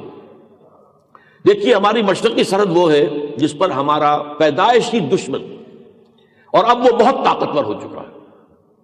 جب پاکستان بنا اسے ڈر تھا، 2 طرف سے وہ شکنجے میں تھا، پاکستان مشرقی بھی اور مغربی بھی شکنجے میں تھا، اور یہی وہ چیز تھی جو مسلمانان بھارت کے لیے مفید رہی ہے ہندو کو خوف رہا ہے اگر ہم نے یہاں مسلمانوں کو کسی بڑے پیمانے پر کوئی میسیکر ہوا اور قتل عام ہوا تو ظاہر بات ہے کہ پاکستان مشرق اور مغرب دو طرف سے حملہ آور ہو جائے. پھر ایک دور وہ بھی آیا جب امریکہ کے حریف بن گئے تو ہمارے پاس جو ہتھیار تھے بھارت کے پاس نہیں تھے. ہمارا پلڑا بھاری تھا. سن 65 کی جنگ میں اسی لیے ہم نے اپنے سے کئی گنا بڑی فوج کو سنبھال لیا اور روک لیا اور وہ جو ہے لاہور بچ گیا. اگرچہ BBC نے خبر دے دی تھی کہ لاہور فال ہو گیا لیکن بچ گیا. بہرحال یہ صورتحال. اب بھارت جو ہے اسٹریٹجک پارٹنر ہے. ایٹمک اعتبار سے بھی اسے جو بھی اب سہولتیں دی جا رہی ہیں وہ ہم کسی اور کے لیے نہیں ہیں.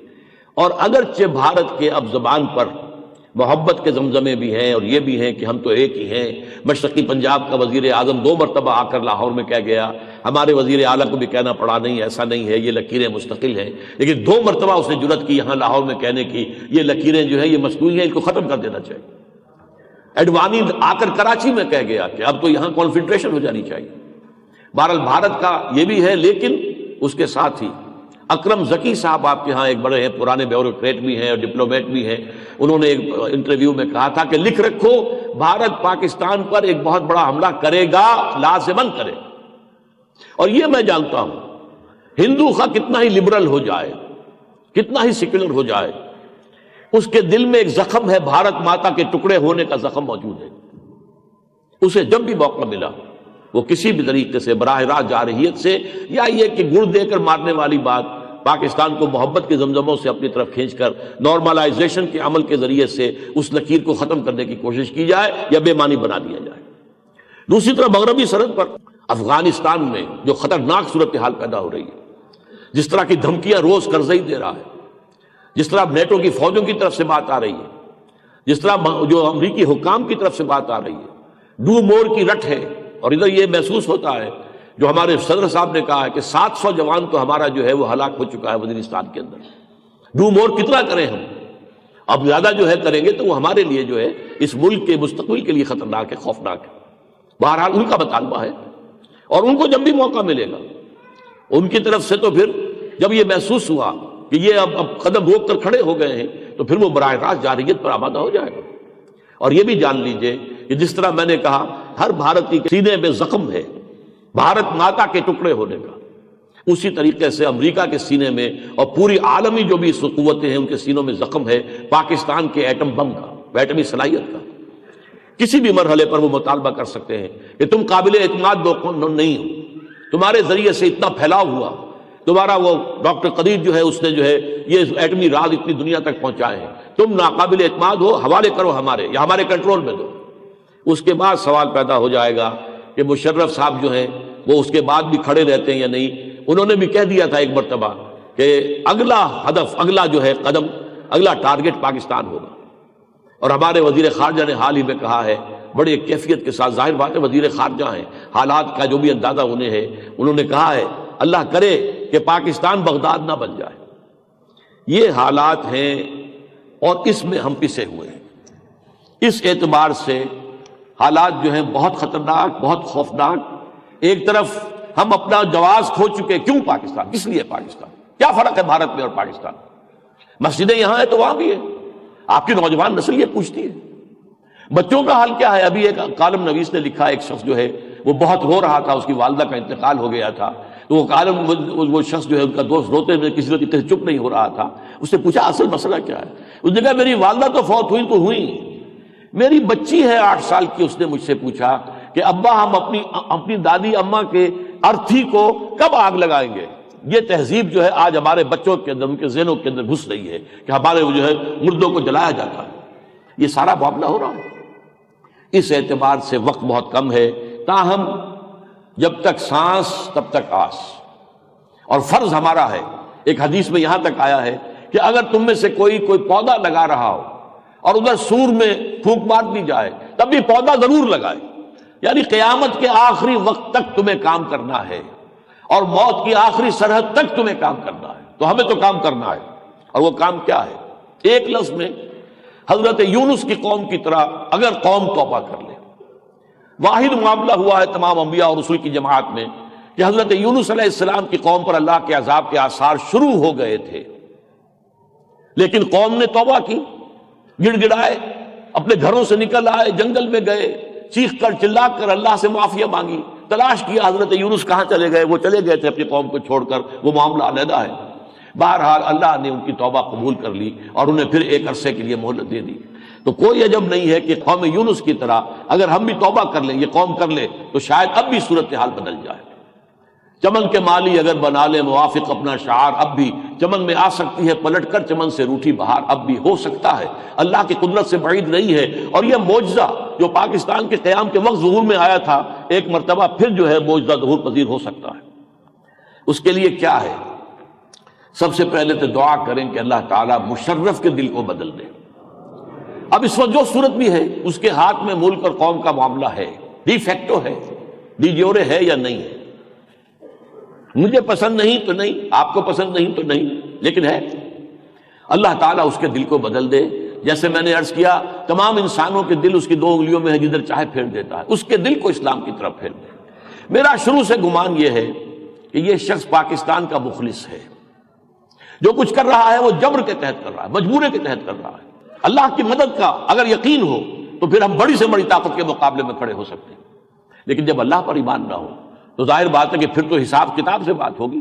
ہمارے پاس کتنی طاقت ہے، دشمن کے پاس کتنی طاقت ہے، ہاں اس کے حساب سے معاملہ ہوگا۔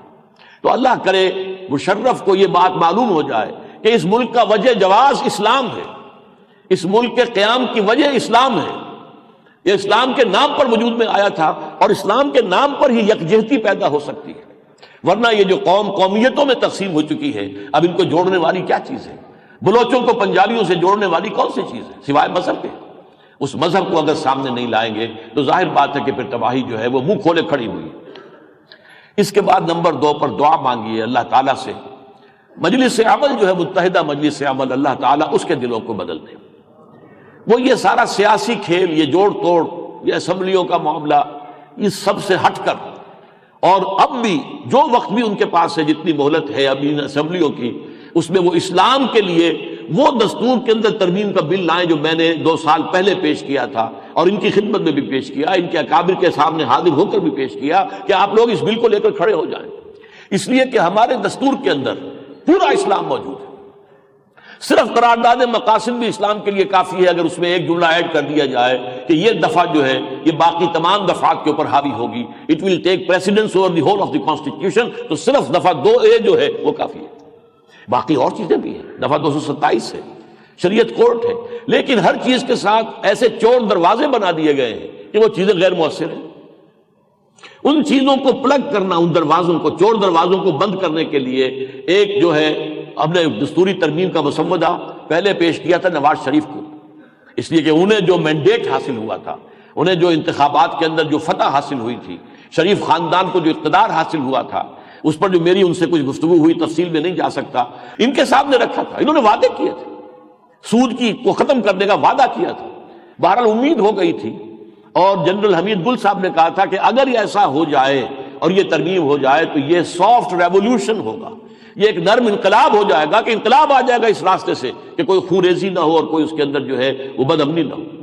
بہرحال نمبر 1 یہ کہ مشرف کو اللہ ہدایت دے، نمبر 2 یہ کہ مجلس عمل کو، یہ ابھی تک قائم ہیں، خبریں تو آتی رہتی ہیں کہ ان میں یہ نفاق پیدا ہو چکا ہے یا بری ہو، تاحال ابھی قائم ہے، اور ابھی جو بھی وقت ان کے پاس ہے اللہ انہیں توفیق دے دے کہ یہ اس سے فائدہ اٹھائیں اور اس میں وہ بل جو ہے ترمیم کا اس کو پیش کریں، تاکہ دستور کے اندر جو چور دروازے ہیں جن کی وجہ سے کہ وہ منافقت کا پلندہ بن گیا ہے، وہ معاملہ ختم ہو جائے اور ہماری گاڑی جو ہے دستوری سطح سے صحیح اسلام کی طرف سفر شروع کر دے۔ اور تیسرے نمبر پر عوام الناس، میرا اور آپ کا بھی فرض ہے، بلکہ سب سے بڑا فرض ہمارا ہے۔ انفرادی زندگی میں توبہ کیجئے، اور انفرادی زندگی کی توبہ کیا ہے؟ زندگی میں جو چیز شریعت کے خلاف ہے اسے ختم کیجئے۔ معیشت میں کہیں سود کا کوئی عمل دخل ہے تو نکال کے باہر کیجئے۔ مکان اگر سودی قرضے پر بنایا ہے اور بڑا عالی شان ہے، اسے بیچ کر قرضہ ادا کیجئے اور چھوٹے کسی مکان میں رہیے، کسی کٹیا میں رہیے، کوئی پرواہ نہیں، لیکن سود کی لعنت سے بچیے۔ اور بھی کوئی چیز، رشوت کا معاملہ ہے، کوئی اور ہے، چیزوں میں ملاوٹ ہے، کوئی اور چیز ہے، کوئی بلیک مارکیٹنگ ہے وغیرہ وغیرہ، ہولڈنگ ہے، جو بھی طریقے ہیں غلط، ان سب کو چھوڑ کر اور دوسرے معاشرت کے اندر شرعی پردہ اپنے گھر میں نافذ کریں۔ اس سے کم کے اوپر جو ہے توبہ کی شرائط پوری نہیں ہوگی۔ شرعی پردہ، رواجی پردہ نہیں، شرعی پردہ۔ اور اس کے بعد مل جل کر ایک طاقت بنے، ایک جمعیت بنے، ایک حزب اللہ بنے، اور یہ حزب اللہ پھر عوامی سطح پر ایک عوامی تحریک چلا کر، ایک عوامی سیلاب لا کر، اور یہ جو ہے اس حکومت کو بھی پھر ختم کرے، اس نظام کو بھی ختم کرے۔ یہ انقلابی معاملہ جس وقت دنیا میں بڑے پیمانے پر ہو رہا ہے، آج کل کے انقلاب میں خونریزی کم ہو رہی ہے۔ یہ خونریزی جو ہو رہی ہے مشرق اوسط وغیرہ کے اندر، یہ تو وہ جو مغرب کا ظلم ہے اور تشدد اور دہشت گردی ہے سرکاری سطح پر اور فوجوں کے ذریعے سے، اس کا ایک رد عمل ہے جو کہ وہاں کے لوگوں کی طرف سے آ رہا ہے۔ یہ ریئیکشنری معاملہ ہے، رد عمل ہے، اسی لیے ہم اس کو کنڈول کرتے ہیں۔ لیکن انقلابات تو آ رہے ہیں بغیر خونریزی کے۔ یوکرائن میں انقلاب آ گیا، عوام کا ایک ریلا آیا اور پارلیمنٹ کے اوپر قبضہ کیا، اور موجود اس وقت کی حکومت کو بھاگنا پڑا وہاں سے۔ یہی جارجیا میں ہوا، یہی لیٹن امریکہ میں ہو رہا ہے، یہی کرغزستان میں ہوا ہے، یہ کام ہو رہا ہے۔ وہ چھوٹا سا ملک جو ہے بھارت کے شمال میں، نیپال میں بھی ہوا ہے۔ ظاہر بات ہے کچھ جانیں تو دینی پڑتی ہیں، لیکن یہ کہ کسی بڑے پیمانے پر خونریزی کے بغیر ایک غیر مسلح جو ہے عوامی منظم تحریک جو ہے وہ ایک سیلاب کی شکل میں آئے تو اس نظام کو اور اس کی حکومت، نمائندہ حکومت کو بہا کر لے جا سکتی ہے۔ اگر ایسا ہو گیا پھر یہیں سے عالمی خلافت کے عمل کا آغاز ہوگا۔ اس عرصے میں انشاءاللہ تعالی افغانستان میں بھی ایک اسلامی حکومت قائم ہو جائے گی۔ افغانستان میں فی الوقت افغان نیشنلزم سر اٹھا رہا ہے، اور وہاں کے لوگوں کے اندر پاکستان کی دشمنی کے کچھ اس کے جو کیفیات ہیں اور احساسات پیدا ہو رہے ہیں۔ حالات اس وقت تو یہ ہیں، لیکن یہ ہے کہ بہرحال وہاں پر اسلامی قوتیں بھی ہیں اور وہ اپنا سا زور لگا رہی ہیں، اللہ کرے کہ انہیں کامیابی ہو۔ تو پھر یہ پاکستان اور افغانستان مل کر وہ نیوکلیس بنیں گے، وہ قوت بنیں گے کہ یہاں سے پھر فوجیں جائیں گی، اور اس کے نتیجے میں پھر عالمی جو سطح پر اسلام کے نفاذ کا، جس کا میں ذکر کر چکا ہوں، عمل شروع ہو جائے گا۔ اور اگر ایسا نہیں ہوتا تو اللہ تعالیٰ ہو سکتا ہے وہی رول جو میں نے کہا تھا بر عظیم پاک و ہند کو اللہ نے اسائن کیا ہوا ہے، وہ ہم سے چھین لے گا۔ ان تتولوا یستبدل قوما غیرکم، اگر تم پیٹھ دکھا دو گے اس رول کو جو ہم نے تمہیں دیا ہے تو اللہ تمہیں ہٹائے گا اور کسی اور قوم کو وہ جھنڈا کسی اور کو سنبھالوا دے گا۔ اور یہ ہو سکتا ہے، نوٹ کر لیجئے، یہ قوم کوئی بھی ہو سکتی ہے، کوئی بالکل نئی قوم جسے اللہ تعالیٰ ایمان کی توفیق دے دے۔ ہو سکتا ہے مسلمانوں میں سے کوئی اور ملک، اگرچہ مجھے کہیں کوئی نظر نہیں آ رہا، کوئی روشنی نظر نہیں آتی مجھے، تو واقعتاً علی وجہ البصیرت اگر کوئی امکان کسی درجے میں نظر آتا ہے تو وہی ارض پاکستان میں ہے۔ اس لیے کہ 400 سال کی تاریخ میرے پیچھے ہے، مجدد الفسانی اور شاہ ولی اللہ سے لے کر وہ تاریخ مجددین کی میرے پیچھے ہے، تحریک خلافت کا معاملہ میرے پیچھے ہے، تحریک پاکستان کا معاملہ میرے سامنے ہے، پاکستان کے قیام کا معجزہ میرے سامنے ہے، قرارداد مقاصد کا پاس ہونا میرے سامنے ہے۔ یہ سارے انڈیکیشنز ہیں کہ جو تاریخ کے ہیں، اور جو پیشن گوئیاں میں بتا چکا ہوں، یخرج الناس من المشرق یؤتمون للمہدی یعنی سلطانی، حضرت مہدی کا ظہور عرب میں ہوگا، لیکن اس سے پہلے یہاں یہ نظام قائم ہو جائے گا، اور یہ کہ یہاں سے فوجیں جائیں گی جو ان کی حکومت کو قائم کرے گی۔ اور میں آخری بات کہہ رہا ہوں، ہو سکتا ہے اللہ یہ رول ہندوستان کے ہندوؤں کو عطا کر دے، کوئی عجب نہیں ہے۔ آیا فتنہ تاتار کے افسانے سے پاسباں مل گئے کعبے کو صنم خانے سے، کوئی عجب نہیں ہے، انہونی بات نہیں ہے۔ اللہ تعالیٰ کے دلوں کی انگلیوں میں تمام انسانوں کے دل ہیں، اور شاہ ولی اللہ دہلوی رحمۃ اللہ علیہ کی پیشن گوئی، ان کی کتاب بڑی عظیم ہے تفہیمات الہیہ، اس میں انہوں نے لکھا ہے کہ ایک وقت آئے گا کہ ہندوستان کے اعلیٰ ذات کے ہندوؤں کی اکثریت اسلام قبول کر لے گی، تو اللہ تعالیٰ ہو سکتا ہے یہ کام ان سے کرے، لیکن اس کا مجھے یقین ہے کہ ہوگا اسی سرزمین سے، یہی بر عظیم پاک و ہند۔ اقول قولی ھذا واستغفر اللہ لی ولکم ولسائر المسلمین۔